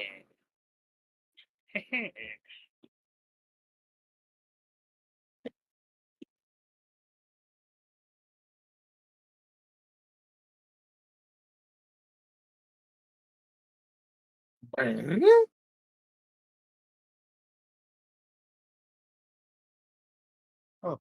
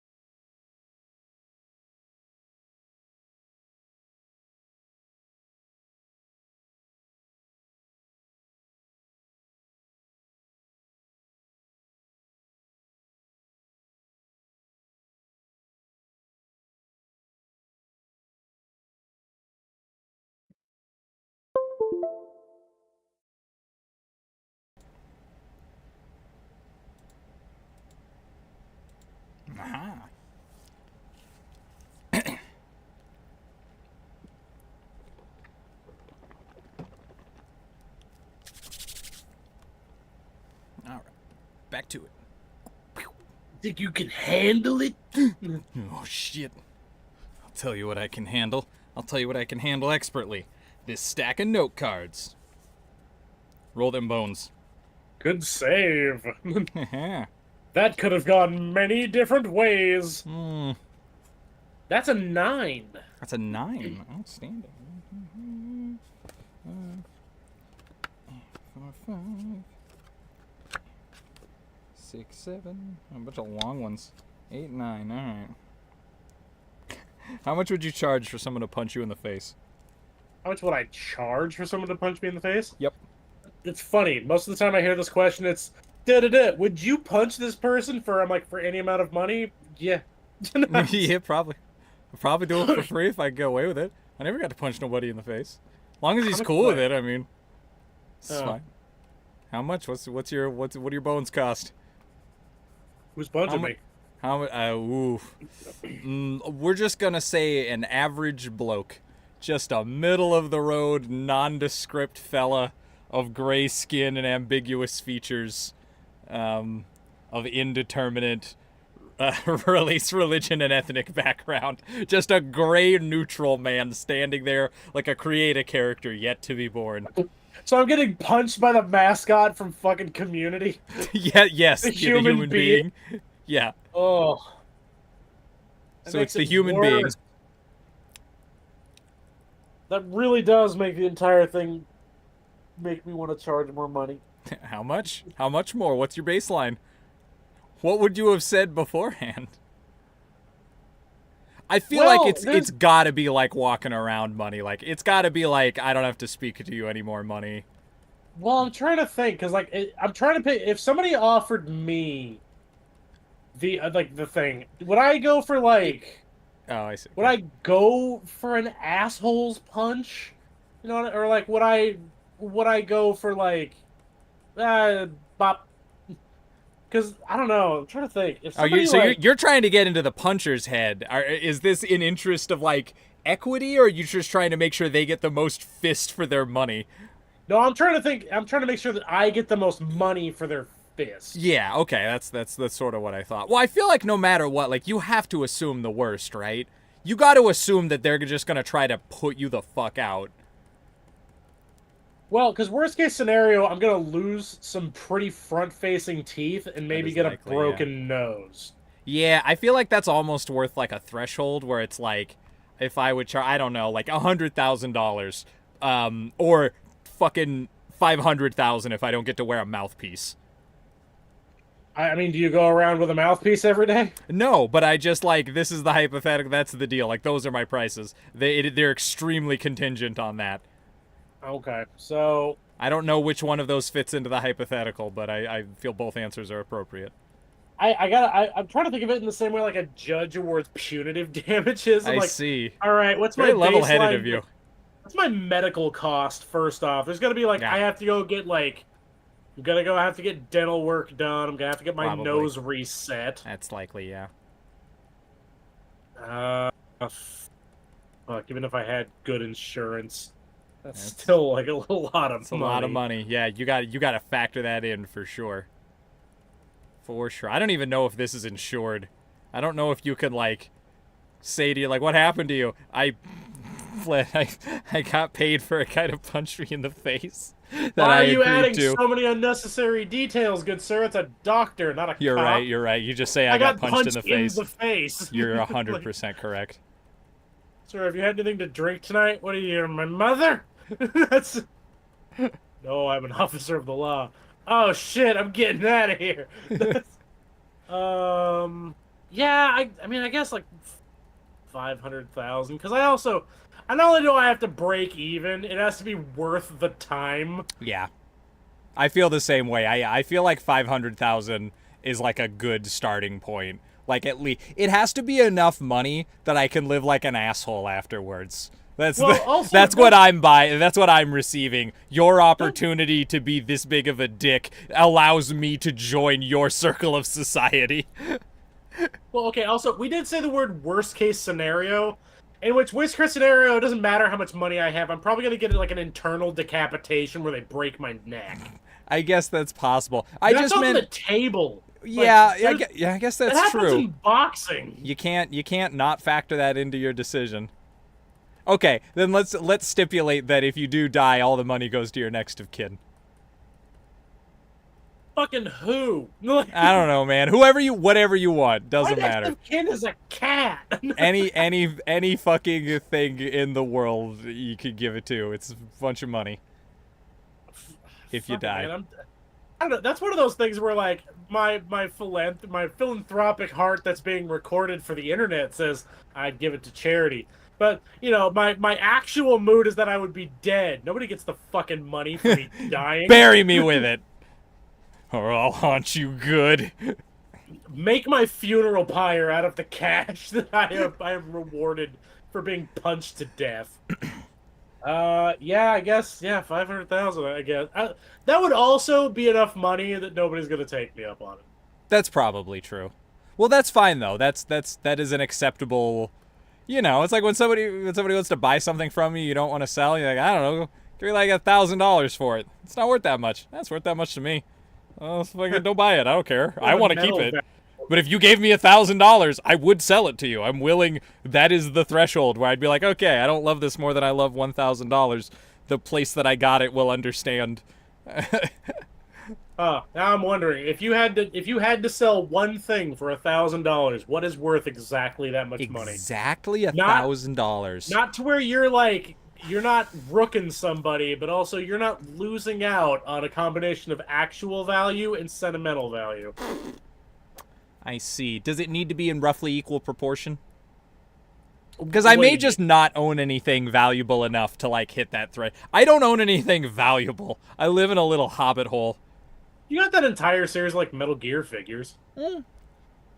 That's true. I don't think those. I don't think those would cap 1,000 though. They are. I mean, like, they're expensive, and on top of that, you feel pretty good about having them all. I do. Yeah. I think I would sell them for $1,000. That would just about do it. That would be worth it to me. The thing about those especially too, the hard thing about them is I don't want to keep them necessarily. I just don't want, like, I did pay money for them. Like, they weren't a gift or something, otherwise I would just give them away. I did buy them, and I do like them, but I am not gonna put them on display or love them in that way. I want toys of them. So I always wanted to finish the set, sell them, and then use that money to buy open box copies of them that would be much cheaper. Or if I knew somebody who had a full set of them, that'd be cool. I would just give them an out-and-out trade, and they could have the whole fucking thing and keep them all in a nice glass UV-protected box for eternity, and I'm psyched for them. But, like, I don't want to open these because there's only so many that exist. But I've never found another full set. I'm sure there are other ones out there. I've never found them for sale. Can you imagine if you do the out-and-out trade so you can have, like, a well-worn playable set? And as soon as they get them, they're like, ah, cool, these are in better shape, and they just rip them open. Oof. That might hurt. Because I could have done that. You could have, and at that point, you're just sitting there going like, oh, I didn't say you couldn't. Oh, yeah, I should have specified. Oh, why do I ever specify? Yeah, and also they're super fucking cool, but they need a bit of space to display. Yeah. That's funny. So I work loss prevention, and we have these jewelry display cases, and I'm growing to really hate the place I work. Have grown to long ago. In the back of my mind, so my job is supposed to be to, like, predict how people are going to try to steal things. Yeah. But what that also opens me up to is it lets me pretty complicated chess move. It lets me complicate a bunch of great ways to steal things and not get caught. Because that is functionally your job. That's exactly what my job is. To devise ways to get away with a crime that you are then expected to. Oh, no. Here's the best part. My company, but the executives constantly say, you know, only focus on what you can control. We budget for loss. I'm like, okay. You sure do. Can do. And I hate that in the back of my mind, I have figured out a way to steal those cases and not even get close to caught. I wouldn't even have to break them open. I could get a key. It's not that hard. It drives me nuts because I don't even want the stuff in them. I just want those cases. They're $700 a piece. Oof. That is They're very expensive. So nice. Yeah, well, that's why they're $700. I bet. That's probably fair. I'm sure the labor and materials are right there in line with $700. But at the same time, I know Would a exactly jewelry how... company inflate their prices? Come on. Come on. What are we even talking about here? If we can't trust the international diamond trade, who can we trust? Thanks, Emerald Mine. Make us all look bad. But yeah, it's one of those things where I just sit there and gnaw on the inside of my mouth because I know how to do it. But I'm too good of a person while I work there. While I'm on duty. Oh, here's a good one. Great one. What would you call your spaceship? Oh, what would I call my spaceship? Yep. I feel like my answer might have been your answer like 10 years ago. Very, very possible. The Star Spanker. It's the Star Spanker, yeah. That is exactly what I was gonna say. It's just a fucking great name. I heard another good one recently too. Well, I remember those were Banjo and Kazooie vehicles. There was the Sky Spanker and the Sea Spanker. The Sea Spanker, yeah, which of course is a Simpsons reference to the Sea Spanker. Is it? I don't know if it's in the show. I can't. It very well might be, but at the very least, in Simpsons Hit and Run, the sea captain's ship is shown to be a big I don't know, some kind of tanker, but it's called the Sea Spanker, which I have been laughing, I've been giggling at since I was a kid, and is still funny to me now. I had a tabletop crew have to come up with one recently, and the Invincible 2 was a strong contender. I never heard that before, but I liked it a lot. Or the Unsinkable 2, that was it. I also like the 1,000-Year Albatross. The 1,000-Year Albatross. Eat that, Star Wars. Loser. So, let's see. Man, I have a lot of these. This is great. I'm glad I found these. It was worth the work. Oh, the notes? Yeah. If you could have one robot, what would it do? If you could have a robot that could do one task, just always nailed it 100% of the time, what would that robot be?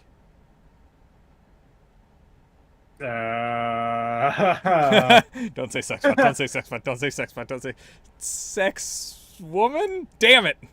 That's worse somehow. I don't know why I should just said sex bot. It was so much less uncomfortable.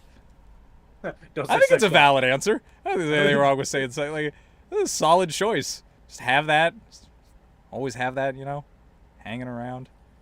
Be your friend. I'm trying to think, also, when you say it nails it 100% of the time, I just do mean, you just mean that it copulates well, or it, I don't...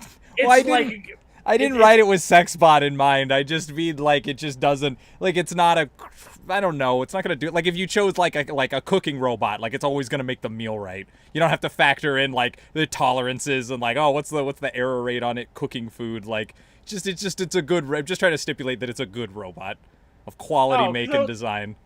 I was gonna say, technically, a blow-up doll does it 100% of the time. Yeah. It still looks like a shocked balloon and clown makeup. Then you have to pick a specific task. That's your trouble. Then you gotta make it narrower. You can't just have a sex bot. You can have a hand job robot. You can have a blow job robot. You gotta pick a lane though. You only get the one thing that it does really good. No, I just mean, does it look like a fucking robot, or is it appealing to look at? It's your hypothetical robot. If looking good is required to do its job, then yes, it does look good. If its quality is contingent on its visual appearance, then yes, it nails that as well.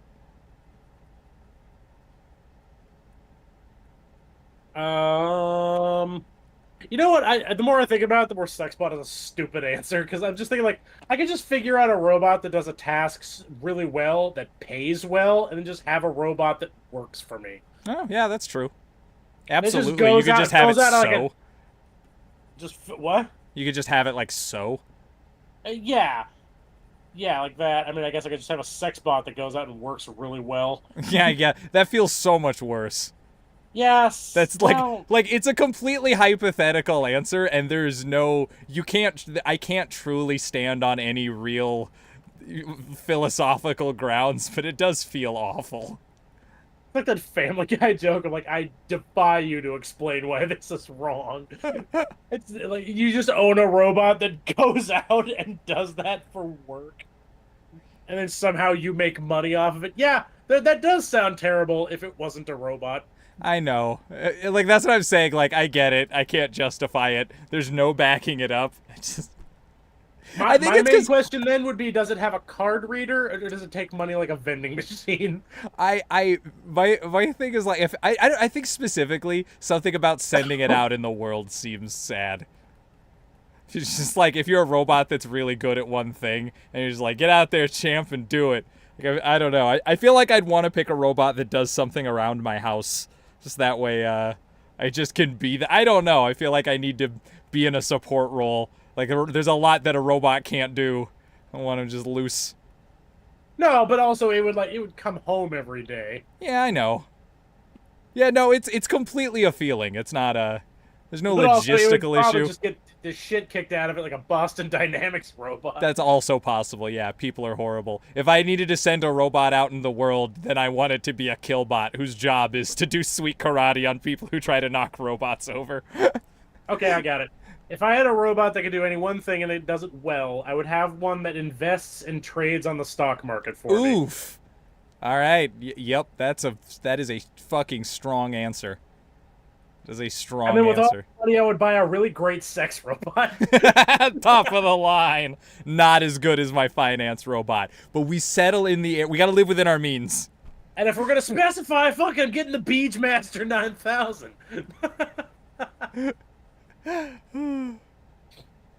God damn, that's a good answer.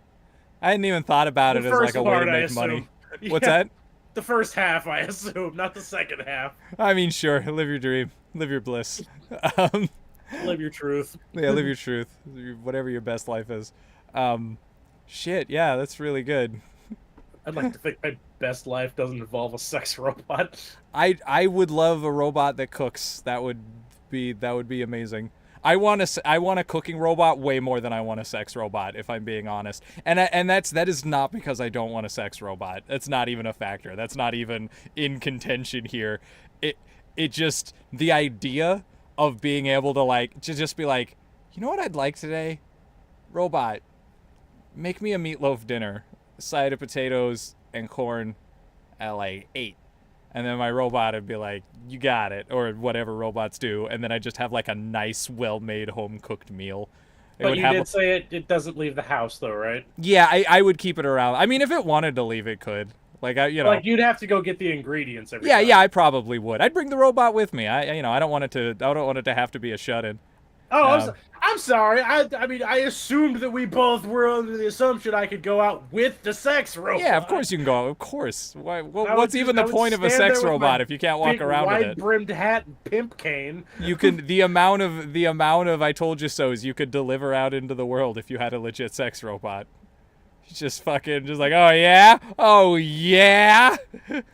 Oh my god, how petty to just walk around and find exes and be like, oh, I'm sorry, I guess I'm not a good enough partner. That's why I've got my sex robot. Sex robot, carry me. You like jump in a little backpack. Bye. Wow, that is the saddest sounding pimp I've ever heard. That's the Instead of like And instead of threatening the back of your hand, you're threatening to get carried away in a backpack. that's okay, hear me out. That's the service she offers. Is you pay her to hang out with you around your ex, and she's like a legitimate sex robot. She's like, just by the nature of that, just the contentious nature of what that is just her entire job, is you pay her to hang out with you for a night and be super into you to cause emotional distress to others. And just every once in a while you lean over and just be like, yeah, I know, I invented these and they're really great and I don't know what to do with all the money. Luckily, I don't have to Worry about finding somebody better at sex than you were. Yeah, it could literally cannot be done. No one past, present, or future could ever compare. Nor should they even. Please don't leave hope me, to sex try. robot. Yeah. I'll pay Well, extra. yes. Can you stay the night? Sex robots chatting somebody up at the bar. It's an interesting short story right there. You turn to your ex. So, Janine, you see anybody? Yeah, Just got out of a really long-term, short, sad breakup. with my sex robot again. So Again. It just keeps happening. it's a constant problem. Well, the only place that has, like, the charging cable is at your house. Well, no, she's just a mercenary. Like, she's there for the exact allotted amount of time, and then she's on. She's a robot. She's not fucking around. Ownership of the unit means nothing. Oh, that's funny. You know what's funny too? Well, I think both of our robots could do very well in the world once we're gone. Oh, absolutely. Are you kidding me? The one that does stock trading would just buy someone else to work Dude, for. yours would legitimately destroy the planet. Oh, with any hope. Yeah, your robot, a robot that could effectively play the stock market is more effective than 1 million killer robots with death rays. It's like not even close. I'm curious, do you think the money one would ever hit a singularity moment where it just is buying and trading and buying, like it's buying assets to build more of itself?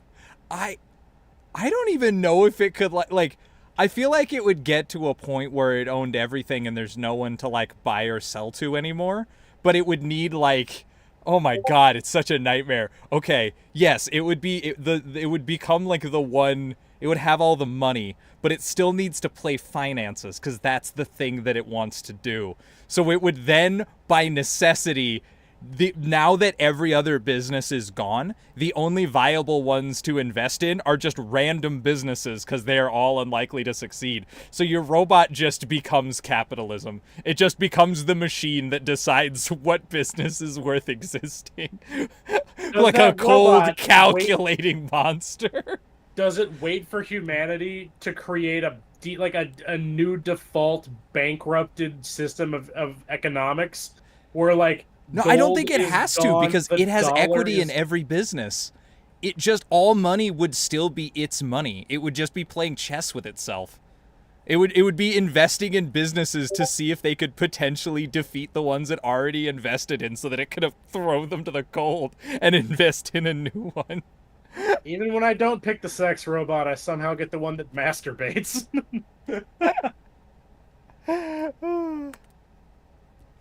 I like it. Apple doesn't fall far from the tree.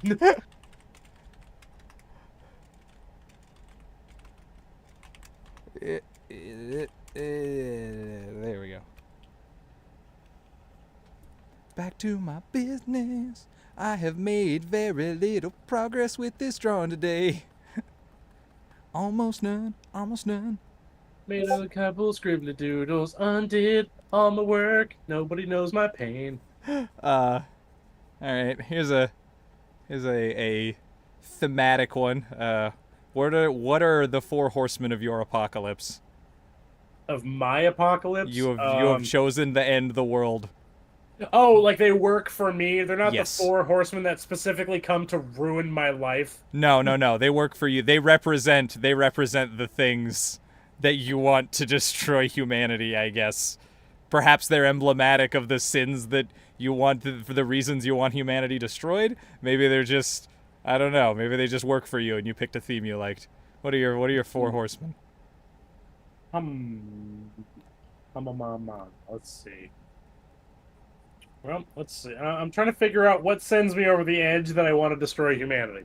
Oh, what is the thing what is the final straw? That is a great place to start, actually. Because that will really determine what I end up making those horsemen out of. I like that you said out of. It makes me think the physical properties of them. Am I gonna make them out of man and horse, or am I gonna make them out of annoying guys at a bank line? Amalgamated. I'd like to in a think heap. that they're like. I'd like to think that the horsemen are personifications of their element. Sure. Let's see. So I guess what I'm asking then, what are your top 4 things that will destroy the world? I think that is see. the essence of this question. I will say one of them. I just want to be crippling anxiety. Yeah, the horseman of anxiety. There's just an empty space where he would ride. He's somewhere. Or he's just on foot because the horse is too spooked. Crippling Let's see. anxiety. That's a good one. Let me see if I can think of one. Trying to find the right like word for it. Banality. The horsemen of things being so boring. There's no reason to make them. It was banal. It most certainly was. Is it banal? Ew. Ew. It's a head scratcher. I should have asked an easier question. I'm gonna say the Horseman of Lost Investment. Well, like the gambler's fallacy, Just yeah, where you or the sunken you, cost. Sunken cost is that? not sunken cost. Just, it's gonna be for the return investment on collectible items that depreciate in value. Everything in his everything within a certain diameter of the horseman loses property value. He's just like financial entropy. Yeah. Interesting. Everything around him is subject to decay, wear, and tear. And his horse is going to be a used Chevy that is depreciating as soon as it drives off the lot. It's just dropping in value by the inch. Or it's a Dorian Gray situation where the car is getting better the more it saps like value. It gets from things fancier as around it drives through the world. It just consolidates value, eats it from other things. That's pretty cool, actually. That's very cool. And a nice, like, living metaphor. That's fucking rad.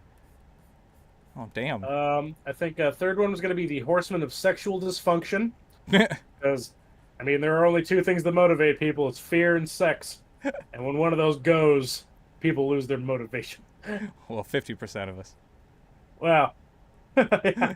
If you call that motivation. You call it living. I'm gonna say the Horseman of Science Denial. Of just, like, pretending facts aren't real. The flat earther horse. He's just wandering around saying that the apocalypse isn't happening and everyone should just do whatever they want. Does he have a sandwich board and a tinfoil hat? He's walking around and he always has a blurry outline like he's on a green screen. And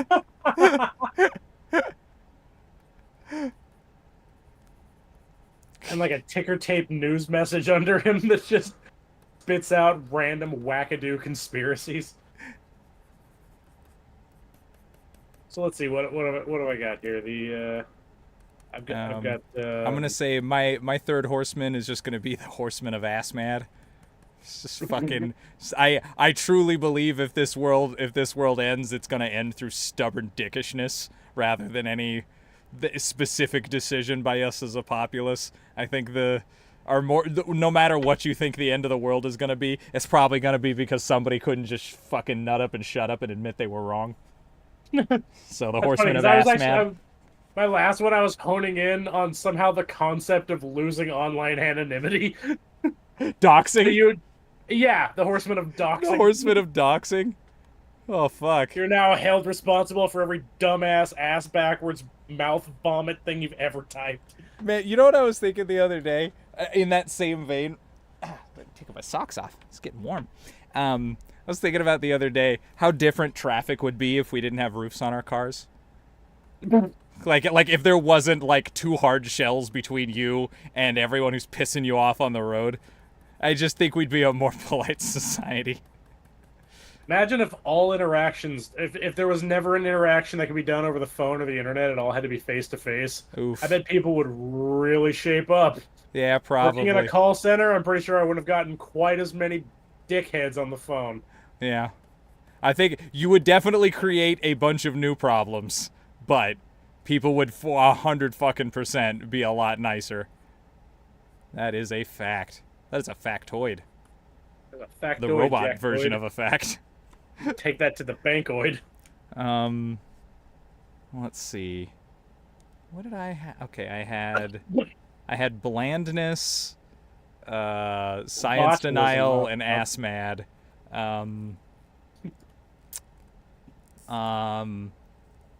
Projection. I think the Horseman of Projection is the final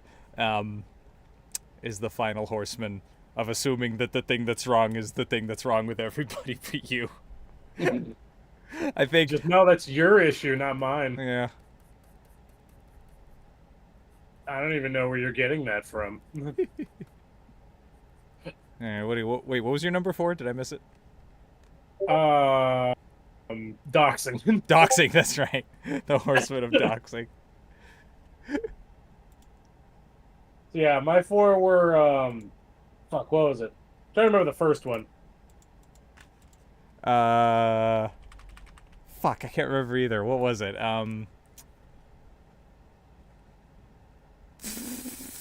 Shit. Because I remember depreciation. Oh, anxiety.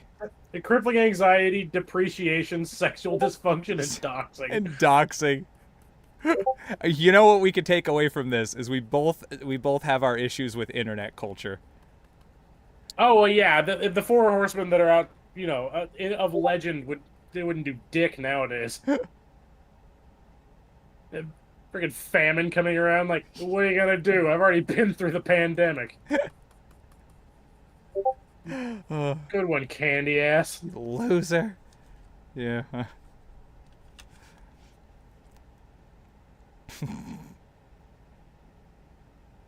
Oh, somebody made me sick. Vaccines, bitch. Take your medicine, loser. It's actually really easy. If you feel weird about it, most of them are not RMNA. I can never say it right. There's a bunch of them that aren't if you're suspicious. It's all good.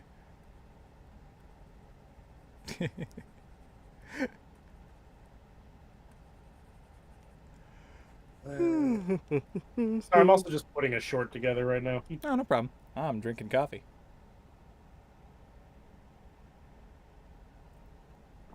Very carefully. There's a bunch of shit in my way.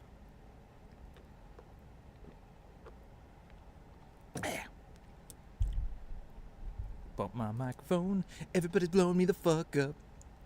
Why am I not in Do Not Disturb? Oh, dude. Do you know if it always feels really awkward when you're doing something, you're recording something, and you start getting a bunch of messages, and you're like, oh shit, and you go to put it in Do Not Disturb, and then I always think about it, I'm like, this person messaged me 3 times, and then I went and Do Not Disturb, and then did not answer them. Like, that's clear. It's the most obvious, like, dismiss.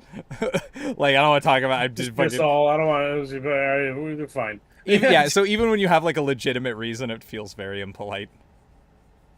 I feel bad about it. I don't know. You know, I've been on Do Not Disturb for so long. I don't remember when I haven't been on it. In all honesty.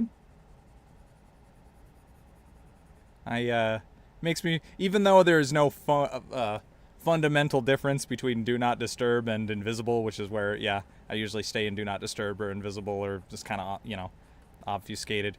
Feels a little bit more like I'm out in the world. It's I'm not at the beach, but I am in my backyard.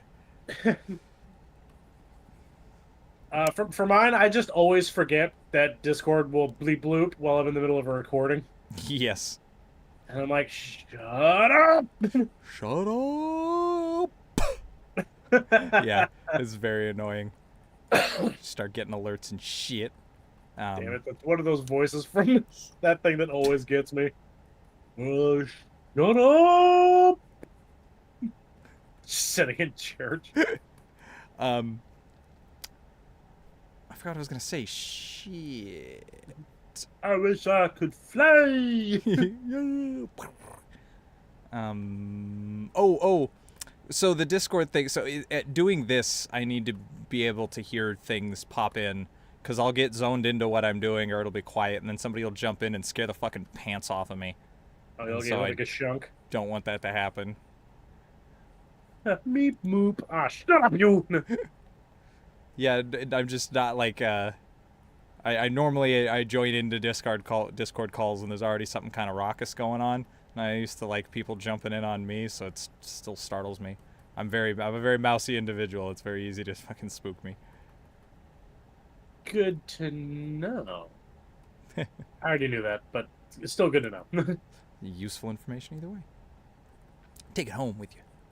Yeah, I still remember the time when you like walked into a room and as a joke I was like standing behind a lamp with a bucket on my head or something, and for a good 5 minutes you couldn't find me. Oh yeah, that's right. That's where the fucking lamp joke started. Yeah. That for real did happen. Ben just stood behind a lamp, and I was like, where the fuck is Ben? What's happening? I don't This is understand. impossible. Is this a joke? Is it funny? It doesn't seem funny. It seems like Ben just left. He's just That'll standing teach behind you. a lamp. Boy, did I feel like a dummy. I know, right? Thinking we were friends, Yep. and I was in my own house. Double trouble. I was never gonna find you there. It was your home turf. I just like the idea that I would somehow leave my own house. People do weird stuff. I was at a friend's house when I was a teenager, and I went to the bathroom, and when I came out, literally everyone had left to different places. That happened to me, and I was furious. And then everybody acted like I was an asshole. I was really mad. I was just You one of had those. the gall, you know. Yeah, well, it's just you have those moments sometimes where you're like so squarely in the fucking right, and it's really annoying when people won't give you an inch. It's just like an absolute dickish thing to do for no fucking reason. It just be like that sometimes. That be how it do. That be Yeah. how it do. That be how it do. That be how it do. There's another question on there, right? What's that? Yeah, There's another but it's question on the card, actually. right? I think this one. I think you've answered this in many forms. If you were a scarecrow, what would you scare away instead of crows? Like, what would someone use you as a sort of scarecrow to scare away? But I think literally you're a shoplifting scarecrow. I literally am. That is my job.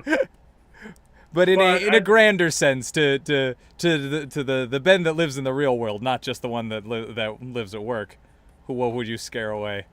What Well, is the I guess question what is the antithesis of you? I think is the am I effective? Are we, yes. 'cause, like, Presumably yes, you work. that would be great. Or at the very least, you know, you're there for that purpose. People have a reason to think it'll work at the very least. You have been set up on this pole in your own clothing. And then this thing comes around, this entity of your choosing, and you do whatever you do and it fucks right off.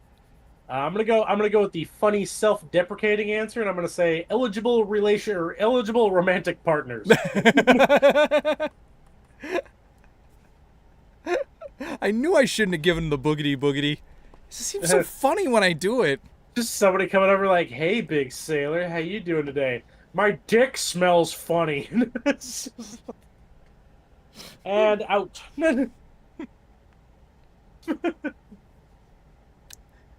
Oh, miserable. I think for me, it's trying to find the right way to phrase this. Because I feel like this is often my task in real life.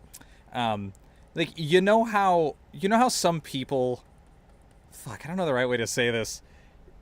You know how some people talk in a way that is just not effective, and like they're just always headed toward confusion when they're talking. Like you can hear them saying things very ambiguously, so that they are almost guaranteed to be misunderstood, and then when they're misunderstood they're just like, I don't know what to say. It's like this super awkward circumstance that I end up in all the fucking time. It's weirdly common for me to just have like two awkward people having a go nowhere conversation because they don't understand each other. So like when I hear those conversations happening, this happens at work quite often. So I hear those conversations happening, I get involved early so that I can like direct traffic to keep it moving, because the anxiety of listening to two people like have that horrible interaction just drives me out the fucking wall. Just makes me really it's physical cringe, and it's not because I'm mad at those two people for being awkward. It's my problem, not theirs. But so I do have to basically act as a road sign to point people in the right direction. That's astonishingly specific. It's yes, but it that's how much it happens. That I have this extremely specific example. It just comes up in my fucking life. People just like talk weird to each other or say things in a way that's like really easy to misunderstand, and then when it happens, like nobody knows what's wrong because one person thinks they said it right and the other one thinks they heard it right, and it's just like this awkward standstill, and I hate it. I actually thought of what my real Scarecrow power would be, I'm as listening. opposed to the joke one. My ability would be I would scare away hype. I see. All So, right. like when somebody comes up and they're like, "Oh man, did you see they're making 3 new Silent Hill games?" And I would just be like, it's interesting to get excited about that. Have you played any of the recent ones? Weird to look forward to that." So you're just like a pessimism scarecrow. Oh More no, just- it's specifically anti-hype. No, I like that. You're doing God's work. it's specifically just Yeah, shut up encouraging about the it and look ability at to real expectations. just think critically. Like for one, the three or four games you really like are made by like 20 different teams of people ago. Like, I don't know what you're expecting here. I'm looking forward to the same complaint I hear from as a Sonic fan. I'm just kind of like, "Oh my god, Sonic's amazing! Look at this game is coming out." Wasn't that great, was it? No, it didn't really live up to the old game. Yeah, Oh, kind I got a new Sonic game. Like, all right, okay. Sonic is a particular example in this case because Sonic games are so consistently bad that it's crazy that people would have high hopes for them. I know there are some Interesting, to say legitimately the good ones. least. What's that? It's interesting when that comes up, to say the least. Yeah. And they're just kind of like, "Oh my god, did you see there's gonna be this new Sonic game?" I'm like, I saw.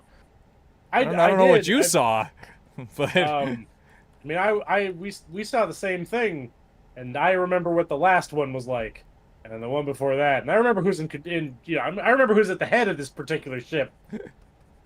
So I hope it Jets. turns out great, but we'll see, won't we?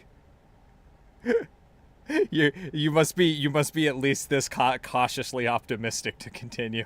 You must be this jaded to ride. Well, it's the a high and a roller low bar, right? Like you got to slide through the middle. Yeah. That's true. Like I also. So I don't think want to it's hear weird you. I when don't want to people- hear people shitting on things either. If you don't know if it's gonna be good or bad. If you don't have a reason, shut up. Well, that's kind of like when what was it when like Dragon Ball Sparking was coming out? I'm like, okay, that looks fine, but at the same time, I know what Bandai Namco's been doing recently when they make games. Yeah. I've played a lot of them. I've tobogganed down that slope of quality. I've lived it. I've loved it. I've hated it. I've been I don't cautiously even know, is that out? bemused by it. Is that even out? What? Oh, the new Sparking? one? No. Okay. They've put out some like good gameplay footage though. It looks faithful. It does. It definitely looks like it was made at least strongly in the mold of the, like when you just look at the way like it moves around and handles and the way the camera follows, like yeah, it looks very good. Again, It's very true is I've what I played mean to say. So many like arena brawlers. So at the like this looks like a quality sandwich, and I'm just wondering if I take a bite, Eh. is this going to be the end that has the shit in it? Well, I mean that's just the fighting game gamble. You don't know till you're holding it. There's just no knowing until you're actually playing. A game can look like anything or seem like anything. Once you're actually playing, it's either going to click with your hands or it is going to be offensive to your fingers. That is very true. Your fingers will curl backwards to get the controller out of your hands. Some games are legitimately like that when you're just like, I hate this. I hate these buttons. I don't like where they are and I don't like what they do. Yeah, Do you can't remember the fingers last curl thing you- up like the Wizard of Oz. Yeah. Do you remember the last game you played like that, where you fought to try to like it so hard? Yes, I do, and it's Jedi Outcast, the first one. I didn't play the second one. Well, no. If you hated it, why would you? Why would I? Yeah. I wanted very badly to like it. I liked a lot of elements of it. I was like trying to be really positive on it when I was playing it and like the things that I liked about it. There were like some legitimately cool elements. So it just bogged me down in mediocrity. Just every step of the way just refused to let me have any magic or grandeur. It made everything mundane and oh, look at this new creature. Kill 10 of them to get a reward. I'm like, oh, that's, well, it's also secretly a Sonic the Hedgehog game. I don't know why more people don't call it out for that, but it is. There's no, it's, if you wanted to play a Sonic the Hedgehog Souls-like, that's what it is. You can play it. It's right there. It's not very good.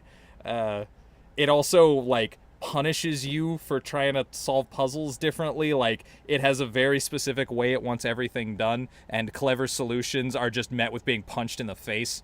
So if you think you found a way around something, the game's just gonna do a bunch of damage to you and shove you back in time like you never thought of that shit. No, do it the way we wanted you to do it. Yeah, stop this cleverness. What do you mean? You're trying to set yourself up to jump over the fan? No. The fan insta-kills you with its giant hitbox, even if you didn't touch it, because you didn't use the right power. Okay, thanks for I hate that shit. Very aggravating. I was doing a dungeon run in Sandland recently, and I tried to do this big long jump to hover car my way over a gap, and it just bonked me to the floor with an invisible wall. Like, no, we wait until we hit all the switches. Yeah, we're not going this way. I had kind of an opposite journey. This happens to me with a lot of games that I end up really, really liking. Is games that I end up liking in spite of themselves. There's a few games that I've come back and been like, that game's actually amazing, that I grumbled my way absolutely front to back through. One of the more recent ones was Death Stranding, which I often talk about how much I really like that game. When I first started playing it, every fucking thing about it made me angry. I just was constantly frustrated by the way that it played and the limits that it put up on me at every moment. But like, it just, I fell into the game's groove, it's the thing I was just talking about. Like, is there like don't oversell your game. Like, let there be magic. Let me wonder about what might be in the game still. And it did an amazing job of that. That's what ended up being my favorite part, is every time I thought like I had the make and measure of it, I'm like, okay, we're doing the thing now. This is what you want. It would give me some new and different, interesting element. Like, oh, okay, all right. Okay, well, that's cool and different. So I guess we've got that. And it was like adding mechanics literally until the end of the game. Like, I never felt like I was at the bottom of it. And it just really worked for me, and by the end of it, of course, I got into the story. That took a little while, as it always is with Kojima games. They're not very natural sounding. You're either in or you're out. But once I was in, I was in. So like, when I got to the end of that game and I was talking with friends who beat it, and we were like chatting over the ending, which I had a lot to say about. But even just talking about it, I realized, like, no, I actually did just really like this game. When I'm thinking back on this experience, I really care about this ending because I actually really did care how the game ended. And that's not a super common thing to experience, but it was born out of me being mad at the game for this stuff, and then the game revealing, like, aha, we wanted you to be frustrated. Here's your solution. And every time you hit one of those, you would get you always felt like you were getting a new way to play the game. So that, yeah, it turned all of my frustrations into like good interview question answers. It's weird. I remember my run with Death Stranding. I did get to a point where I started to get really fucking frustrated with it, until I just realized that there is an easier path there's an easier way to travel. And I'm like, oh man, I'm just gonna be like a quantity surveyor and a civil engineer for like a week and a half. And I just built, like, with my fucking my bare hands, I like single-handedly built an entire infrastructure to get me from one side of the continent to the other. And once you do that, like, and highways. Once you have done that, it's so much fucking fun to do, because it's you legitimately go from like basically being a guy dragging 2 bricks across the ground, one on each leg, to having that freedom in this world that only so recently restricted you. And it's built in a way that, like, you do still have to kind of respect the terrain you're moving through. But so when you're, like, traversing it, you're not, you didn't build a thing that makes it you kind of do, but you trivialize a lot of it, but you still move through it, like, expertly. You still, like, are changing your grips and moving around and, like, very efficiently moving between your own systems, and you just really feel like you have gotten the scope of the land. Something about that is very very Pioneer. It just feels good. Hey, I remember when you get the zip lines at one point, and I was trying to find, because you only get so many of them. Yeah, they're really expensive at first. Oh no, there's a bandwidth limit. You can only have so many. Yeah, but you get your bandwidth limit up as you go through the game. Yeah, but I mean, like, I got to the end of it, and it would still just be like, all right, you can only have, like, X amount. So Yeah, you got to really pick and choose where they go. And I started to like pressed up on the most, like, barely functional bits of mountain goat level, like mapping on the side of a cliff to try to get this thing to work. Oh, it was because I had to make a system that went around a mountain in 2 different directions. Mm-hmm. So I couldn't just do one solid line across. It had to branch at one point. Yeah. And I'm like, this is gonna be a bitch, but it's gonna be really worth it. And it it is. was. Very much so. Yeah. Anyway, yeah, I love that game. That's all of that. All of that was very well done. It was, yeah. I was really impressed. I'm very happy that there's a sequel coming out. I was kind of worried there wouldn't be. I was kind of worried that he wouldn't live long enough because it took him a really fucking long time to make Death Stranding. He pulled an R. Martin on it. Yeah, the bastard. It's kind of like, I'm getting around to it. We're gonna get that game out of there. I'm gonna go write another page this week. Like, what are you doing, man? Just Write your fucking book. Make a game. And then, Where? no, I don't know. I don't know what his process is. I've never had a game where I'm like, this is shit. I've had a game I didn't like, but I've never had a game I was just like, this is unplayable shit. So, I ain't complaining. Yeah, me either. Me either. Pardon me. I'm gonna eat some dill chips. They're delicious.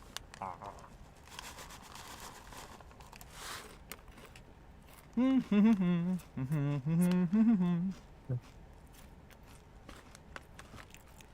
chips, baby, dill chips. That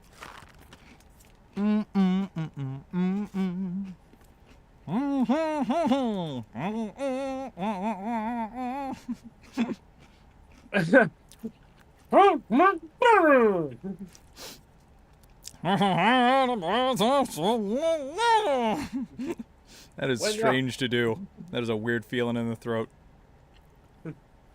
When you're jamming down a snack and it goes to your hips, then you know you've got a mouthful of crispy dill chips. Dill chips, baby, dill chips.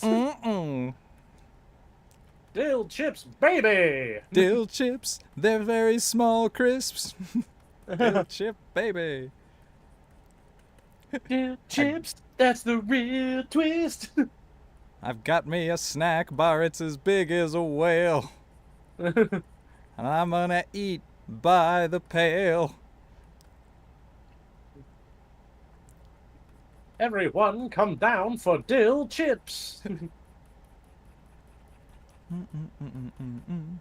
That's as far as we can take this B-52s. I'm gonna get pretty much dies there. Fuck, I gotta get this guy's legs in order. It's all fucked up. It's all fucked up, man. Oh, shit. Oh, I don't know if he's gonna make it. I gave him baby legs. But only from the knees down. Come on, baby legs. You just gotta believe. Give you some length. And they're facing the wrong direction. It's all fucked up. I was literally like giving a lecture earlier in this about how to not make exactly this happen. It was fate. It was meant to be. Well, maybe. Turns out what I was hungry for was crow. Maybe, hear me out. Maybe that's his gimmick. He's very short-shinned. He has the world's. He has like a super deadly sharpshooter because he's all thighs. He's got the Cotton Hill going for him. The bastard. He He wrestled Fitty Man. Fitty man. Fitty. Oof. Well, you know what? I think it's fucking 50 break men, time for baby. me. I think that is a good time to call it. I think it's a good sweep up time. I am beat and my hand is tired. Those two things usually go hand in hand, yes. So they say. So they say. You'll notice I didn't, but I do say did. that. I speak for the people. I speak for the trees. I am the robot and I speak for the peas.